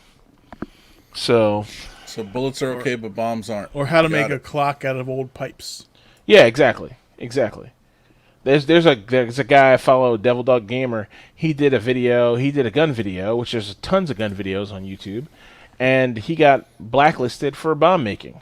They took his video down. They delisted him. His people who subscribed to his channel didn't see the sub messages saying, "Hey, there's a video." So his video views went from like 750,000 views a day to like 12,000 views a day. Can you imagine if that was your only method of income? Mm-hmm. So we don't need like all this like built-in moderation from these companies. We just need the people who set these fucking channels up to moderate themselves. Tom Green's team needs to fucking get rid of Michael for saying the hard R. As simple as that. True. How dare you, Mike? That's how you do it. No, I agree with that. When's the problem come in when they're not doing it, right? Yeah. So. I mean, And then you can always leave. Yeah, exactly. Karen can just leave. Sure. You know, but she wants to be. These people want to be offended. They want to be like offended and very upset about something, and this is like another outlet for them to be upset about. You know, it sucks because I want to be torn. There's probably some of that. Yeah. I want to be. I want to be like. I want to be where Michael is on this. You know, like moderation is a good thing, but I can't with this one. It just seems dumb to me. You know, you're in a public conversation with a bunch of people. What do you think is going to happen? Everyone's going to be fucking nice to each other? Of course not. Perfect. Nothing in stranger danger, although I will briefly mention there was some huge Facebook data leak. You know, if you have a phone number linked to Facebook, it's in public now. Oh, whatever. God. You know, bots and auto callers and shit, they already have your information, so I'm sure nothing will change. I had my number linked to my account at one point, but I actually took it off like a year or two ago. Yeah, I don't think my number's in there. It was the only way to enable two-factor authentication, but I ended up taking it off and just making a really gangster password. So. Yeah. So, two-factor authentication is more of a hassle than a security feature, Mike. We all know this. We're professionals. Okay. Oh, yeah, okay, Evan. I'm an anytime, so I'm... It's like my password is the letter A. 26 times in a row. Oh, well, it could be that, yeah. There's two things, like my like Fidelity account and my TSP account or something. Anytime I try to log in, it texts me, you know, like a 6-digit verification. I'm like, ugh, just fucking let me in. God damn. Oh, you use an OTP or whatever. Yeah, I hate those. Mm-hmm. Mike, it's a hassle. Okay? I know my password. No one else does. It is a hassle. Unwanted. But you know what is wanted? Star Trek. So, First Contact Day. It's a fucking dark ass thing and a weird pivot, Evan. It's a very depressing password. Paramount Plus invites fans from around the world to a virtual celebration of First Contact Day. Now, Mike, Monday, I know April you're 5th. a fan of Paramount Plus. How do you feel about this? Fuck Paramount Plus. Fuck, you know what? Fuck Star Trek and fuck the Wright brothers. Wow, wow, For starting Oh, this whole shit. thing, Wow. all right? How about that? You're going way back. Wait, so what's the problem here? There's no problem. There's no problem mean- except I don't like the change from CBS to Paramount Plus. Yeah. No, I mean, what's the problem with this? Like, what, is this a? Are they releasing a new show? What is this? First Contact Day. No, it's a celebration of First Contact Day, which occurred on April 5th, 2063, as Zefram Cochrane spit on his palm and shook hands with the very first Vulcan to visit Earth, allegedly. Oh, okay. As we all know, they were there long before, but officially... Carbon Creek. This was First Contact Day. And in celebration, Paramount Plus, nay CBS All Access, is that what it was? Whatever. Mm-hmm. They're Already forgetting, see? it's true. They're doing an appreciation day with various panels hosted by Will Wheaton and Mika Burton, who is LeVar Burton's daughter. Had to look that up. I didn't know who the fuck What that is she was. doing there? Who gives a shit about That was Mika my Burton? thought too, James. I was like, Is he dead? Is he dead? LeVar Burton? No, he's very much alive. So what's he not doing? Why is he there? Why he sent his daughter on his behalf? He's too good for Star Trek now. He's too Yeah, because busy. he's doing so much. She's like, Dad, are you going to the thing? He's like, bitch, take a look. I'm reading a book. In my head, I was like, he's working on the Reading Rainbow reboot. Yeah, probably. I know he's doing animated something. series. He's doing something now. Dude, I used to see him in whatever, right? You know, what, Reading Rainbow, I guess, or whatever. He's got eyes. Yeah, I'd be like, it's fucking Geordi. I was like, what's up? Like, He's like a real person before Star Trek. His daughter's fine. She's not bad looking. But there's Reading Rainbow, and he was in, correct me if I'm wrong, he was in Roots. he was in Roots. He's Yeah, like he's a Kunta real Kinte. person before Star Trek. Yeah, he was a real actor. Star Trek made him, well, like all the rest of Star Trek actors, a meme actor. You know who else is a real actor before Star Trek? Don't you dare say Patrick Stewart. Patrick Stewart. Was he or was he not in Dune? He was. Dude, I Dude, know that he's man- also traditionally that man- Shakespearean trained. So Well, yeah. it's fine. That man is like Morgan Freeman. He was never young. That's true. Never. Like, look at him in Dune. You're like, oh, he's a 45-year-old man then. Yes. It's like he was Like- born in 1940. 1950, he was 65. Yeah. I mean, basically. It's like, what the fuck? And Morgan He's lived a Freeman's hard life. still alive, right? Yes. Dude, that guy's got to be old, right? I'm sure he is 82. How old is Morgan Freeman? 83. Ah, so close. And he's born in Memphis, Tennessee. That's what's up, man. I'm telling you. The South is great. Is he Many the one gifts. that has a daughter who's like in porn or something? Or is that someone else? That is someone else who I'm drawing a blank on. Lawrence Fishburne? Yes. Is that who it is? Okay. Mm-hmm. So anyways, in celebration of First Contact Day, Paramount Plus putting on a bunch of Star Trek panels. They're going to have the greats, Patrick Stewart, Jonathan Frakes, Brent Spiner, for the anniversary panel. They're going to have a Creating First Contacts panel. That's garbage. Women in Motion panel, garbage. Second Contact, Lower Decks people, garbage. Star Trek Prodigy, which is a second animated series, it seems.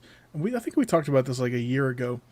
Catherine Janeway, Kate Mulgrew is reprising her role somehow. I don't remember that. God. That might be. Maybe I'll catch a little YouTube snippet about that. But what happened? Kate Mulgrew's come back for Voyager? She's coming back as the same character in a different show called Star Trek Prodigy, which is like it's a CG animated series on Nickelodeon. Come on, bro. So they keep destroying Did you say Star Nickelodeon? Trek bit by bit. Yes, I did say Nickelodeon. Is Nickelodeon still even a channel? Apparently, perhaps Paramount owns them now.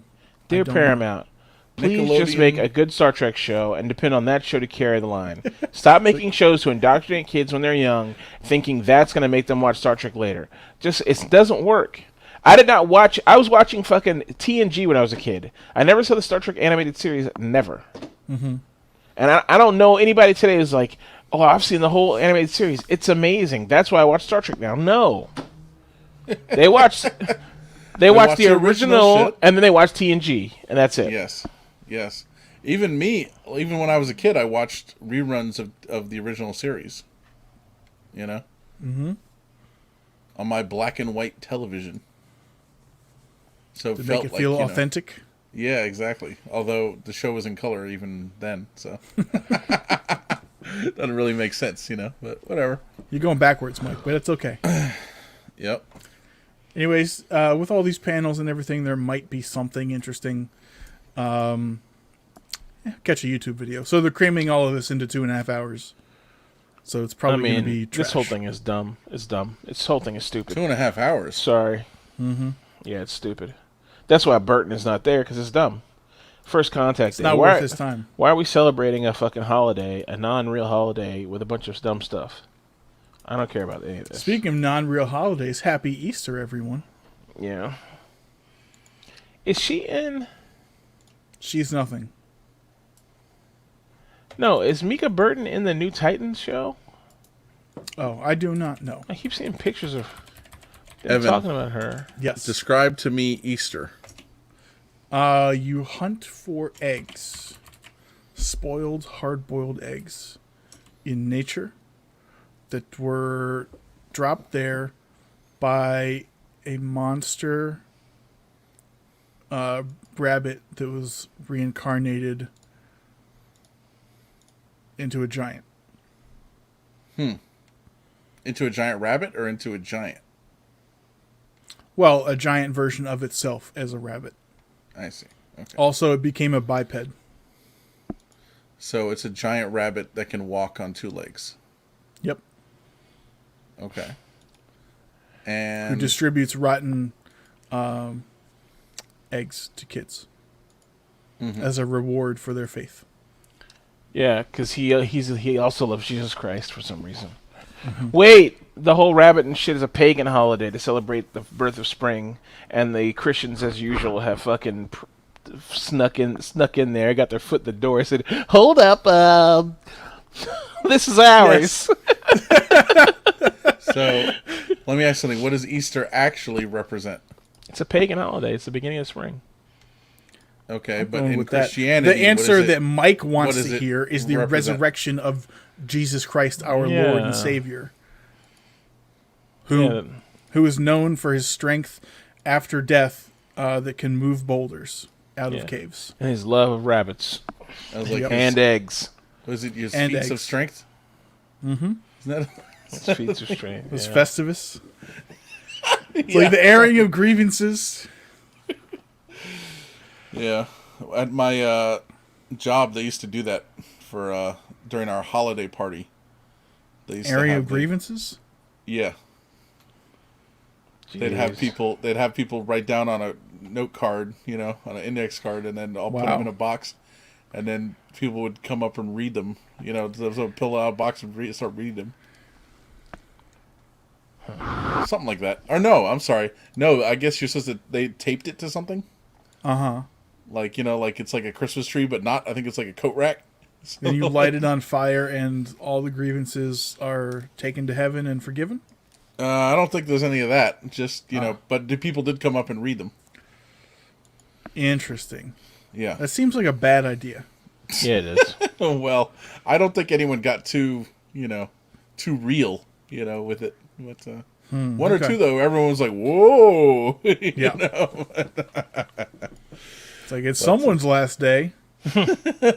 Yeah, exactly. But no, it's all good. But yes, Evan, Jesus Christ, our Lord and Savior, who died for our sins, was So why not live a life of sin? Or else it was a worthless death, right, Mike? So I don't know if it's still on their website now, but there's Assholes Live Forever. Okay. That's where I got the PS5 from. Mm-hmm. LindaFeingold.com. Okay. I guess he might have taken it down already. Oh no, it's still here. So there's a T-shirt on their website and a hoodie. Here, let me send you guys the link real quick. You are gonna be like, "Wow, okay." Like, Is it a zombie Jesus? no, it's worse. Is it... Is Oh, it God. half Jesus, half Easter Bunny? Because they mated in the cave and produced devil spawn? No, but that would be interesting. James, you Oh, can I show our see. listeners, or our viewers, I should say, if you want. If you don't want to, it's okay. No, I'll show him. Why not? It's Share this bit of cringe with him. So when I first saw I didn't scroll down soon enough. I saw the top, and it looked. I was like, "Is this a flying spaghetti monster?" thing? Yeah, it does look like that. Yeah, Jesus Christ. Yeah, it's bad. It's a bad shirt. You gonna wear that to mass, Mike? I'm not going to wear it anywhere because I haven't purchased one. Missed opportunity. You can get one for next year. Yep. It's funny too because like I follow him on Instagram, which is where he interacts with everyone, and Right. like most people are like, yeah, whatever, he's being funny, he's trying to excite people, whatever, it's fine. It's a play on words. It's whatever, yeah. But then but he gets emails and he gets comments, he gets things, and sometimes he posts them. Like someone's like, someone sent an email and they're like, I've been with your brand for a while and I like it, It's like, ha ha ha, whatever. He's like, but this is too far, man. It's like, you need to take that down. It's taking it too far. I think a lot of your followers are not going to be happy. Blah blah blah. And so the guy posts a screenshot of that to his Instagram, and his caption is like, "Ha ha ha," like whatever, like get fucked, like what are you talking about? Like people are ridiculous, man. I mean, what did the person who sent that email expect? They knew he would do that. That's probably that's part of the charm, right? They're like, maybe he's gonna blast me, right? Probably. And he even made a he likes to call God Sky Daddy. Mm-hmm. Oh God. So he likes to blast out discount codes for his website. So almost everything on his website, you can get a 50% discount code on. For almost everything. Quality Sky Daddy merchandise. Yeah, and so right now the discount code, the last one I saw was Sky Daddy.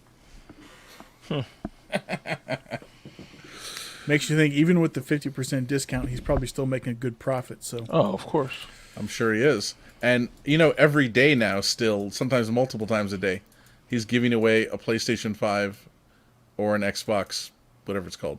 This is clearly money laundering, Mike. Xbox One X or whatever they're called. But, I mean, he's driving a lot of traffic to the site.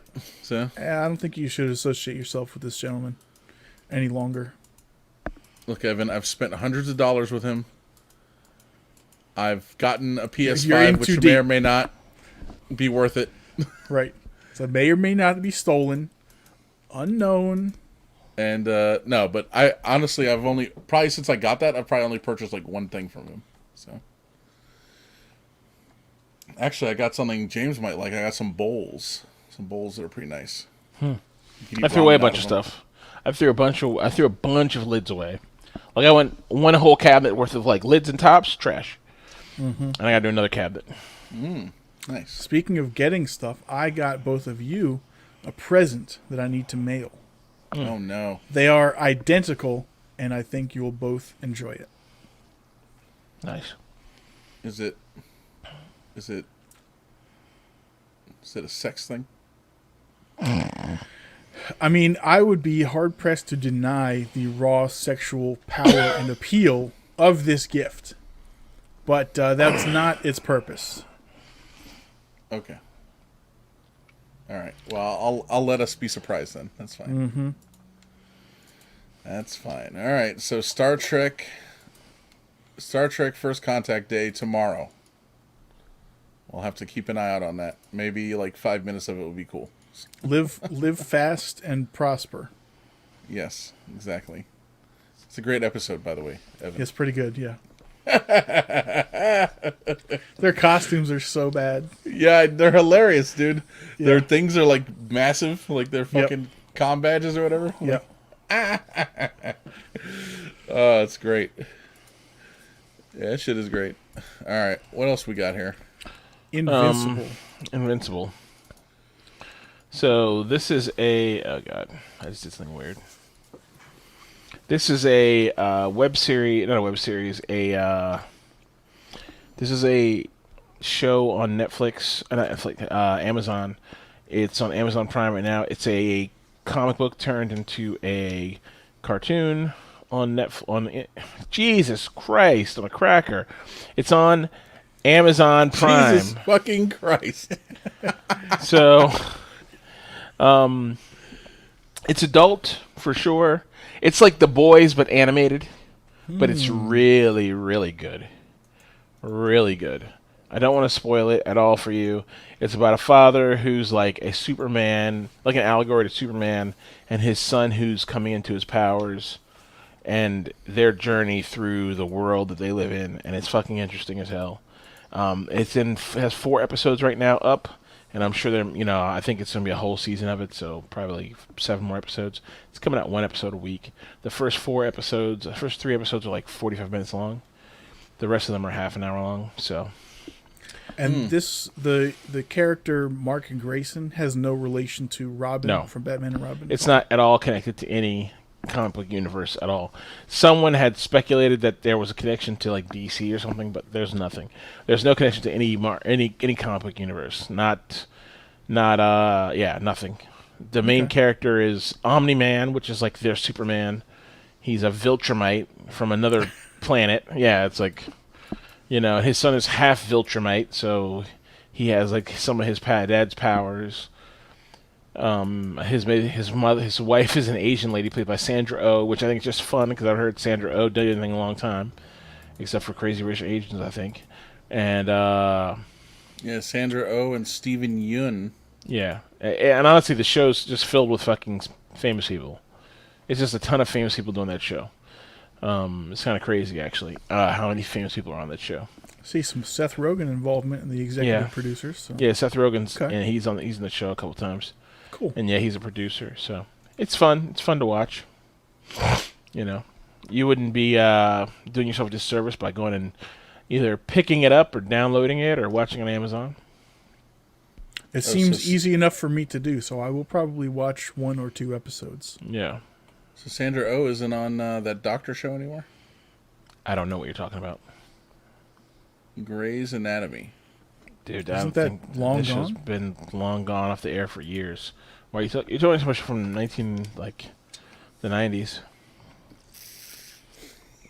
Y'all serious? I mean, it's old. The show's old. I'm pretty So- sure it's over. It is not over.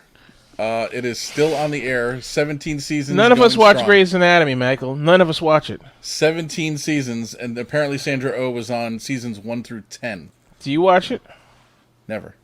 Okay, let's not talk about it. I've never seen it.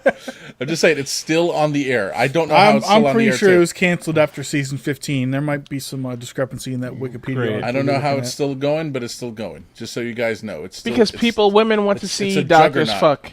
It's a juggernaut. Women want to see doctors fuck and the fake bullshit drama. That's all that show's about. It's about doctors fucking, fake drama, whatever. Okay. Michael's obsessed. He wants to get into something new. Don't take us on that road with you, Michael. You're alone. We're leaving you to it. I was on you know what I did watch, and it's a horrible show, and everyone should watch it. Except really don't.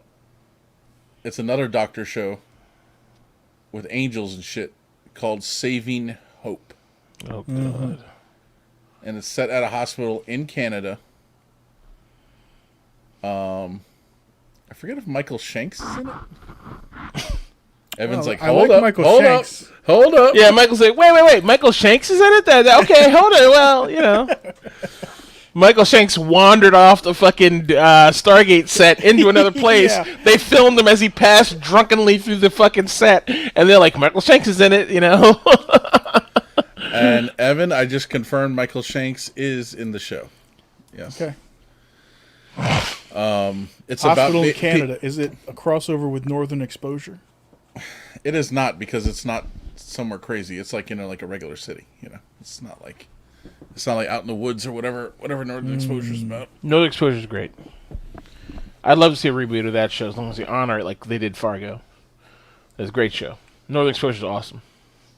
Shit, they can just give me Northern Exposure taking place today. The same characters. That'd be great. Mm-hmm. Great show. All right. What's next? The next is That's me. back to you, James. Mr. Icarus. Yeah, so that's just a video link. You don't need to click on it. It's a game. It looks interesting.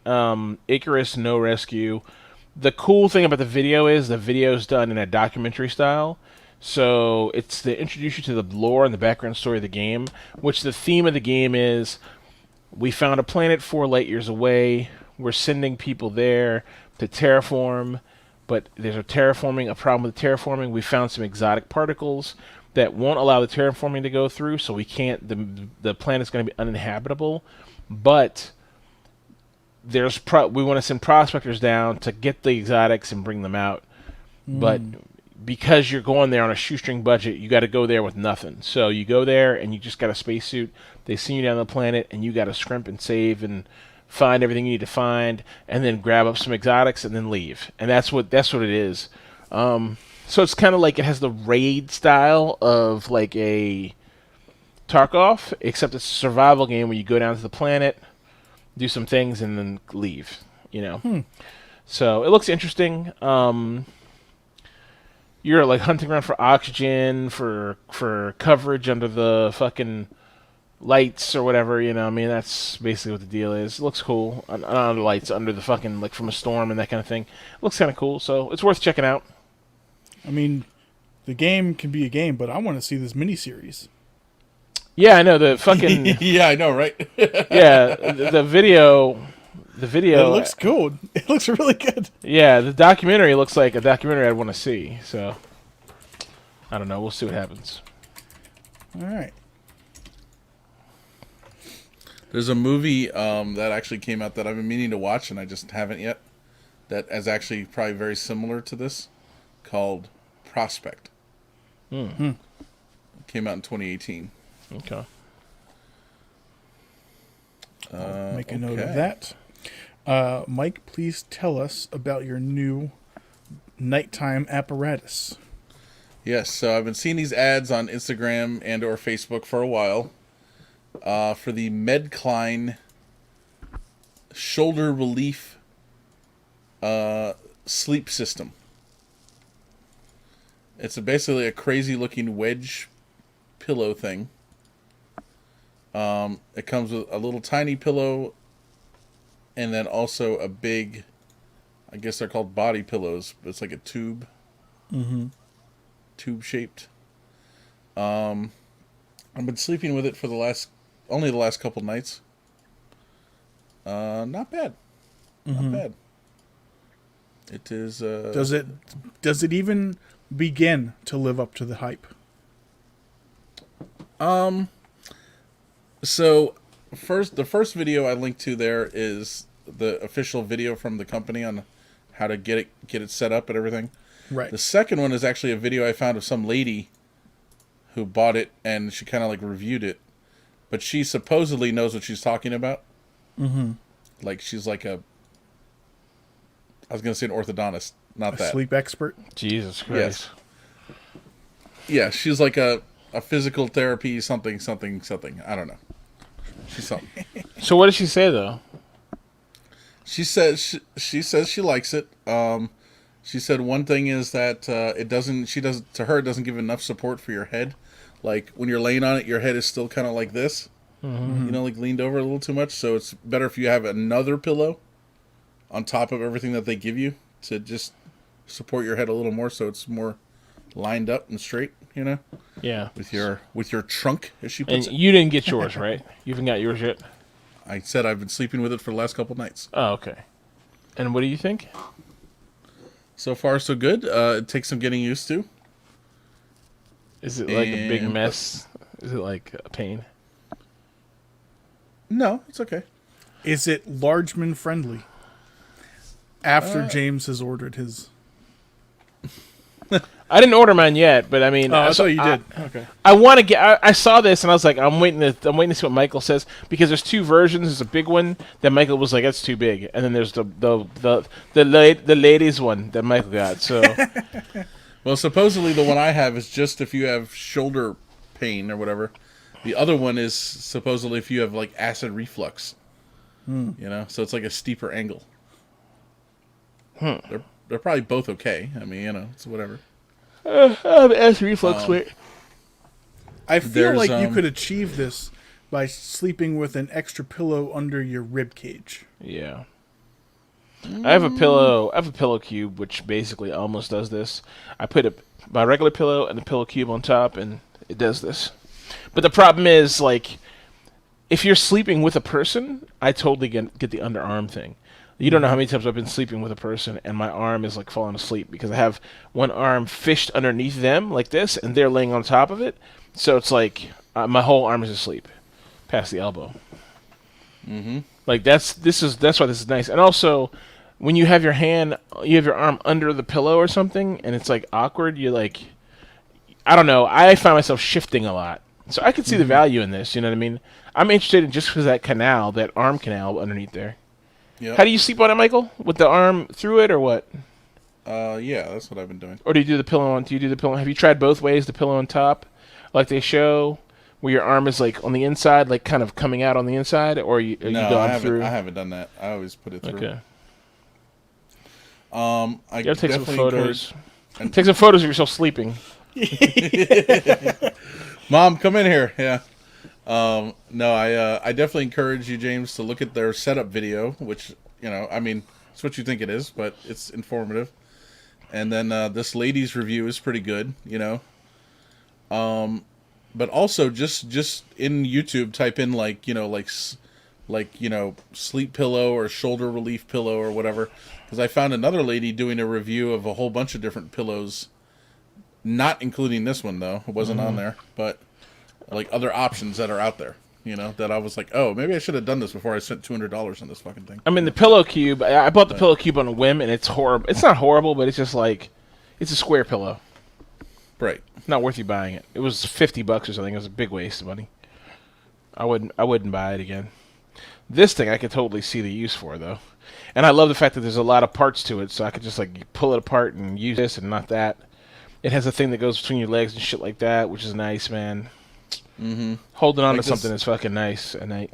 So I saw just randomly. I was looking at someone's Instagram, and they were like showing like they remodeled their basement and how like, oh, look at this, look in here, look in there, and they showed the bedroom that was down there, and they had a big ass body pillow on there, that's kind of like this one. Is it like anime girl longer. Huh? Anime girl, or like an e-boy on it? No. It's like. So if you look at this one, you see that like long tube looking thing. Was there an e-boy printed on the pillow, like with his shirt off? No. No anime girl with her titties out. None of that. That wouldn't even make sense on one of these. There's not. Why would you buy that then? Well, what's the investment for then? Yeah. There's not enough room on here, bro. Michael, James, are you even putting any effort to this? Or what? He's like, I require anime girls on my shit. I'm like, all right, I get it. We'll go to Japan and dude, my savings are coming along nicely, by the way. Oh, good. I keep on putting money in my account, and I'm like, where's my money? I think it's getting stolen into my savings account for the. What are you using? Digit? For the trip. Yeah. Digit's great. Told you. I don't know what's happening. So Digit saves up we'll save up on my account. We're off track, guys. Sorry. Digit will save up some money for me, and I'm like, oh, that's great. Then it's like, in the middle of saving the money, it's like, oh, I need to put $900 in your account. Like, no, you don't. My account has money in it, and I look, and there's like money in my spending account, and it's like still trying to deposit money, and I'm like, no. So I don't know what's going on with that. I haven't touched my Digit savings account in a while though. How does Digit make money? They skim off the top. Yeah, like apparently I have 2,700. Oh my god, you're ready for the trip. So not bad. Yeah. So we're getting there. Mm-hmm. I saw some video. I need to pull it up again. I'll find it. Some person, they did rough estimates and said this is how much it costs for a 2-week trip to Japan, and it was like $3,300. That's not bad. You're almost there. Almost there. But that was like hotels, $50 a day. I mean, whatever. We'll stay in capsule hotels. I don't really care where we stay. Honestly, I just want to go. I can stay in a fucking garage as long as there's like, an Asian woman to sit on my chest while I'm there. Just to squat over my chest and shit. Shit on my forehead. Here we go. It's Mr. McAfee.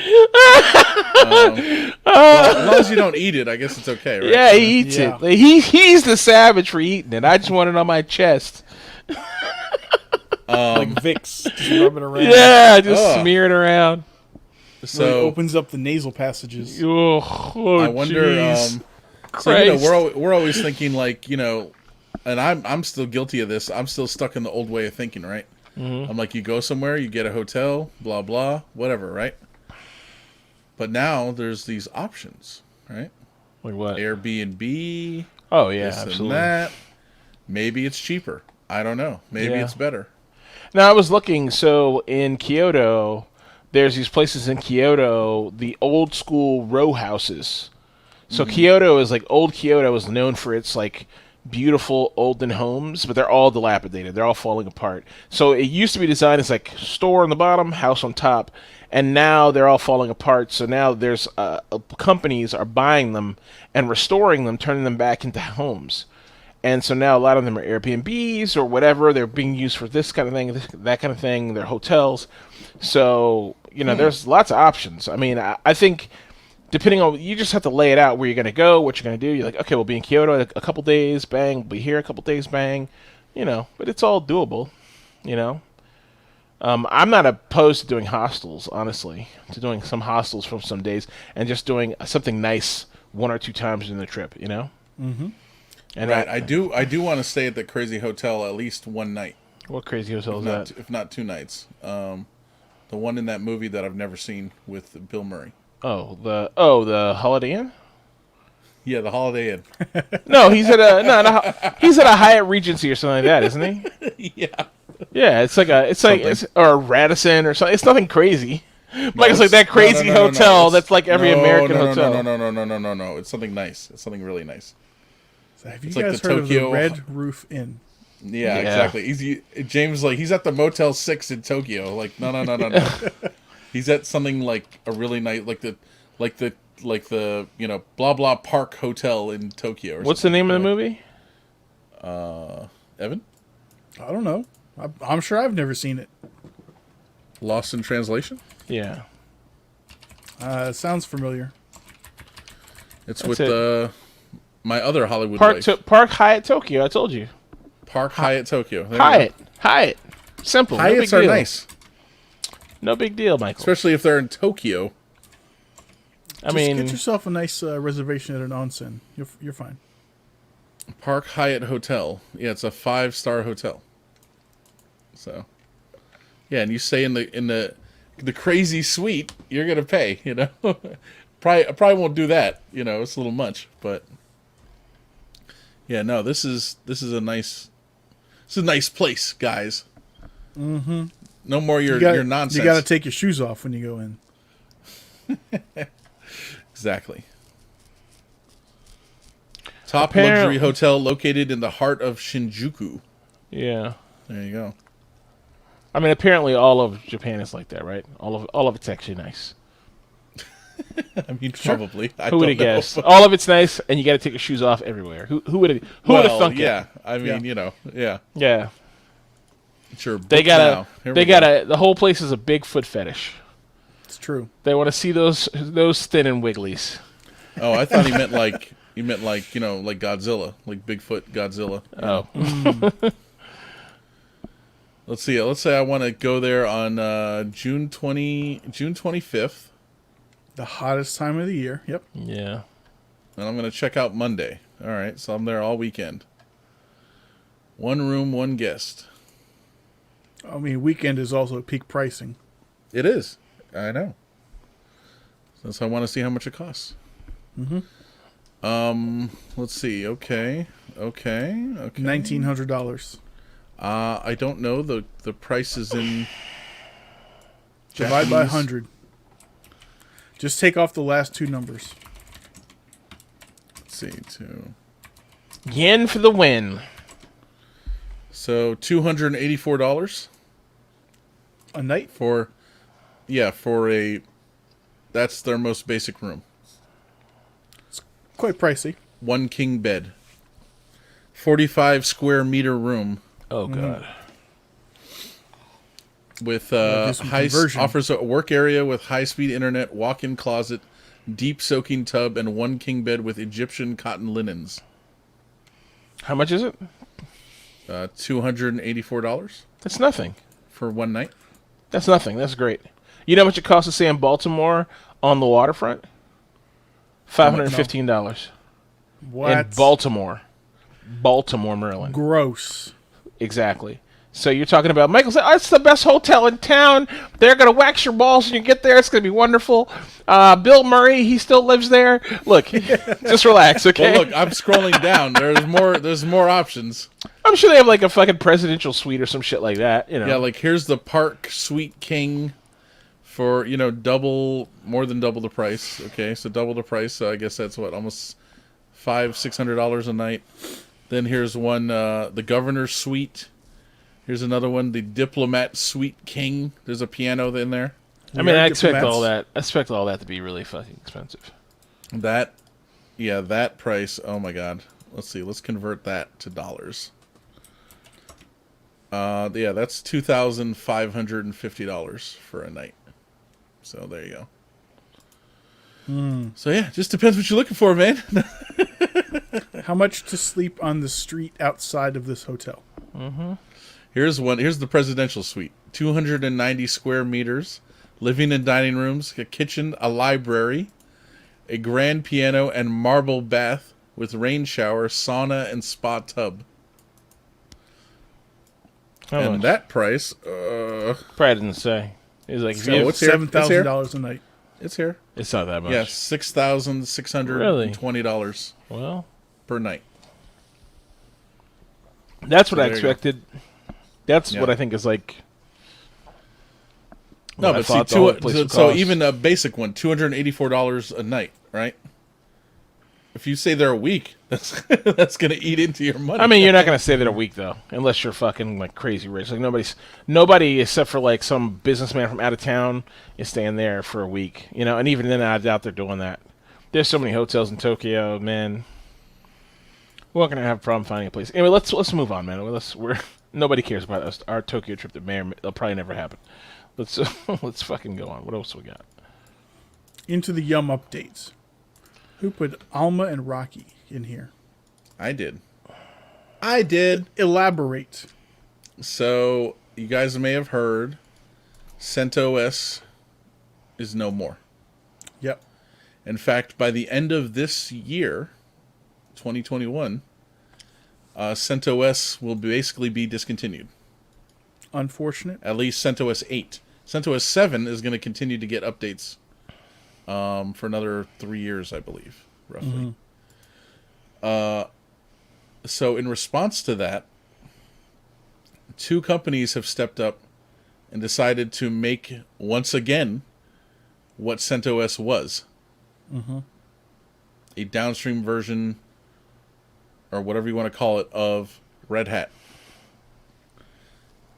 The first company to do it is the Cloud Linux people. They made this Alma Linux. So made by the Cloud Linux people. You can actually download it now.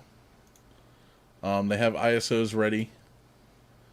I might still be in beta. I'm not sure if it's still considered beta or not, but it's at version 8.3, which is the same version CentOS and Red Hat are right now. The other one, Rocky Linux, is actually made by the person who originally founded the CentOS project. It's probably going to be a good one then. It's not ready yet, but they're still working on it. How was it not ready? I wasn't Don't you ready! just, like, No. Don't you just fucking like sed awk the fucking source code and replace names and like be done with it? I don't know, Evan. Maybe. Change some graphics here and there. I mean, you think of if this guy created the CentOS project, he's got a decade of practice of doing this. This should be ready like the next day. Well, they're still working on it. I did download a copy of Alma Linux and installed it in a VM. It's very Red Hat / CentOS Yeah. like. You know? So I was like, cool. It's exactly what I thought it would be. Good. You know? Like, it's exactly perfect. Whatever. Well, I'm glad there are new options popping up, but still, you know, I don't think maybe CentOS was just, you know, it was like a community enterprise OS. Go figure. Now we got these alternatives that, you know, just they don't fit the bill, Mike. There's also, though, you know, Red Hat, they made versions of their OS now free also. Oh, really? Yeah, so you can go, you just need to sign up for a free account. You log in, and they even said now they've been doing the developer, like you have a free developer license for Red Hat Yep. for a long time. But now you can even do, they said for light production loads, Okay. you're allowed to use Red Hat for free. There's some gray area with defining light, perhaps. Yep, I agree. But there you go. You can use it. So Okay. You just don't get support. You pay for that. correct. I mean, Fair. same like it would be with CentOS or whatever, you know. So. Right. That's fair. And then don't forget the other alternative that's always out there. Oracle Linux. I was about to say Windows Server 2019. Oh no! Come on! Come on! I'd rather We're run getting free there. BSD. No, I'm kidding. We're getting there.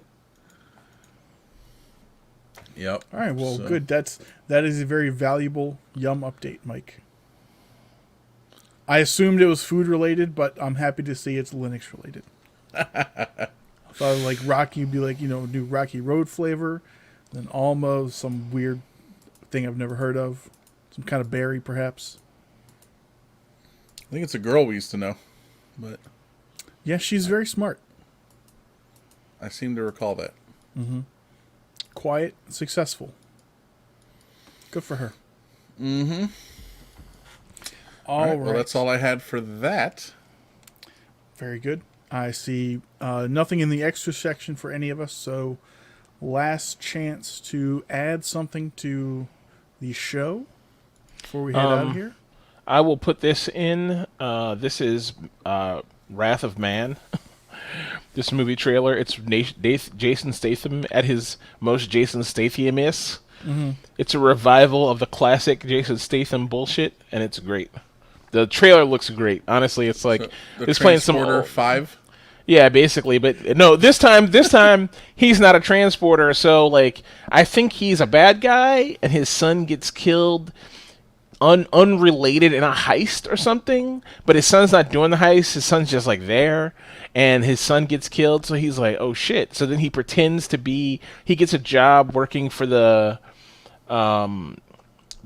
bank, the people who pick up the money for the bank, gets a job working for them to find out about the heist shit. And so of course that gives him a chance to fucking like be a badass and start killing people left, right, and center. And they're like, "Who is this guy? He's a badass," And it's like the fucking Johnny Cash playing in the background, It's fucking good. It'll be a good time. That's a storyline that can only happen in Hollywood. Like, Oh, you yeah. you get hired on, so some heist happens and your kid dies, and you get a job with this armored car company immediately somehow, and then start asking questions about this heist that just happened, and no one's curious. Yeah. It's definitely a very Hollywood plot. There should be a No Transporter movie where Jason Statham drives himself around and then like scurries into the trunk when the bad guys open it and then beats him up. Yeah. Transporting a small Asian woman in the back. Yeah. This is not sex trafficking, I promise. It's totally legal. Wink. It's like, you just say wink? Wink. I remember another movie where someone transported a small Asian woman in the back of a car in the trunk. I believe it is The Big Hit. I'll go with that. I trust your memory on this one. When it comes to transporting small Asian women in trunks, I know you never fail. Well, do my research. Let's call it that. James, I have a question for you. Did you or did you not get a new desk? I did, actually. Are you using it, or did you just look at it on the floor? No, I'm using it. It was a bear to install, too. It was a bear to install and set up. You're not happy with let me give it its one use of the week here, just so you guys at the show have some can get some enjoyment out of it. Have you raised it at all this week? I haven't. I'm doing it now.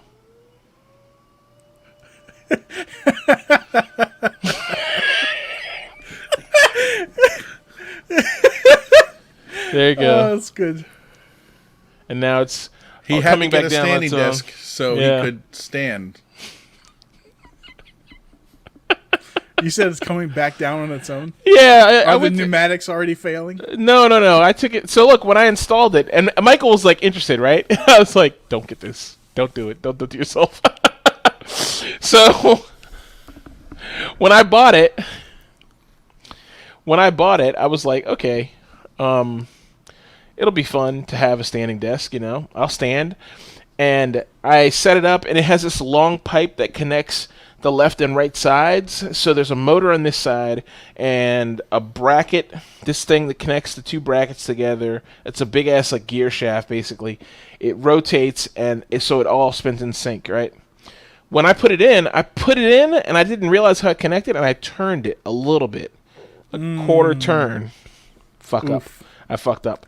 So I turned it a quarter turn, and then I finally, after a lot of screwing around, I got it into the other side. It was super hard. Huge hard. Big bada hard.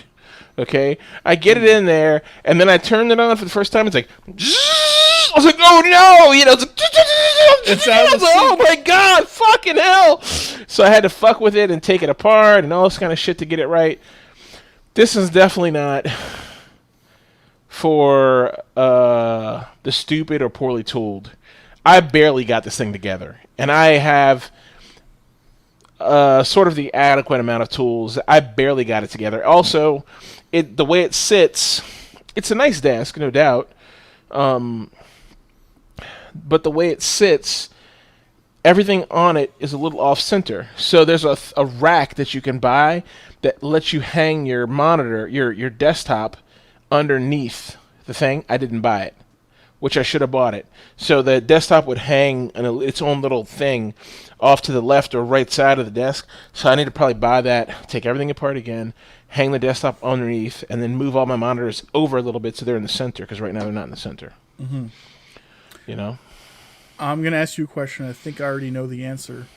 Did you read the instructions before starting to put it? Okay. I did, yeah. I'm a Nazi when it comes to instruction, like assembly. I read all the instructions. It didn't say anything about don't rotate the gear out of turn? No, it didn't. It wasn't. The instructions aren't very good. That was another problem with it. The problem wasn't that Michael couldn't build this or that I couldn't build it. The instructions are very poor.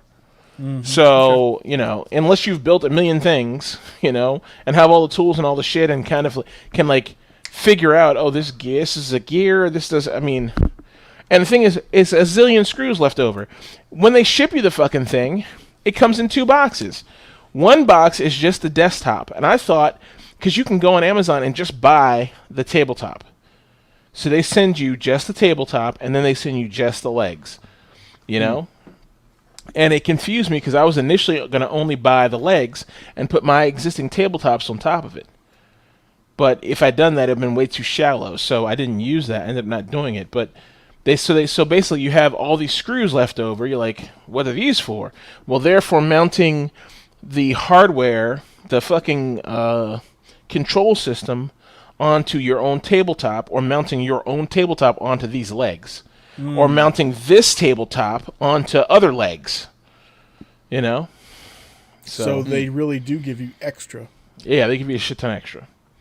Okay. I have a handful of screws over there with the manuals, and I keep all my manuals and shit together, so I'm going to put it on the bag and then tape it to the side of the fucking thing or underneath it or something. It's a nice desk, though. There's no doubt it's a nice desk. I like it. I'm glad I have it, you know? As long as you're willing to take the time to build it, it's nice. But it's just a pain in the ass. Like, it wasn't... I've built a lot of shit, and this wasn't a good one. One of the best ones was the chair. That was a good build. That was easy to build. It was like designed around people like just following simple instructions. A lot of parts, but it wasn't that hard to do. It took me a few seconds. This thing was a huge hassle, and it's big. So you got to have a big, you know, you guys have been in my apartment. My apartment doesn't have a lot of room. You have a lot of space laid out on the floor, cleared on the floor. You have to assemble it. The tabletop comes in 3 pieces, and then there's 3 bars that go across that, and you have to drilling into the wood. It's a whole thing, and then you do that, and then you got to build the legs, you know, and that connects in a wonky way to the top. It's just a pain, you know. Nice, but a pain. Okay. You know. Well, good to hear. And we'll finish the show standing, though. You can't even tell. I was about to say, please be seated. He's it's going to take too long to let it down.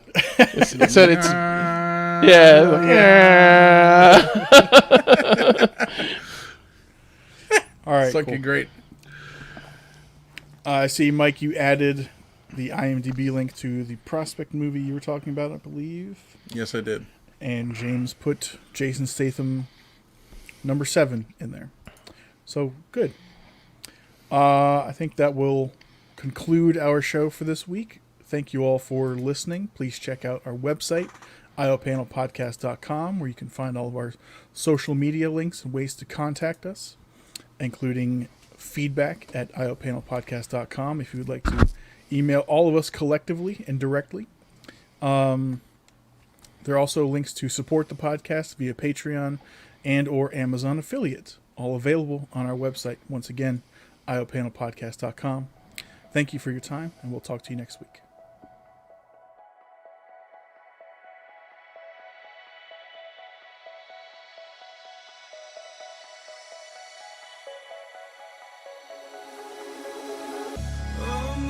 In a city, still so far from home. I've searched for you all my life.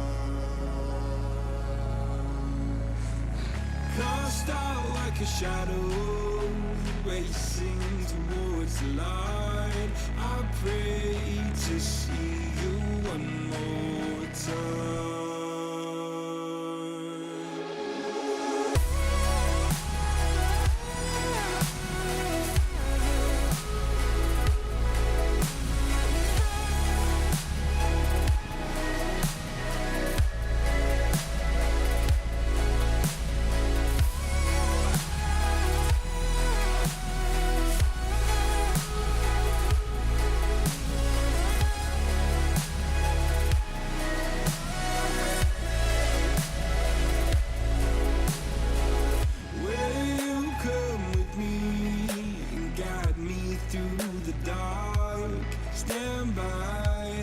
Watch me fall apart. I've always loved you more than you know. Father, don't you let me go.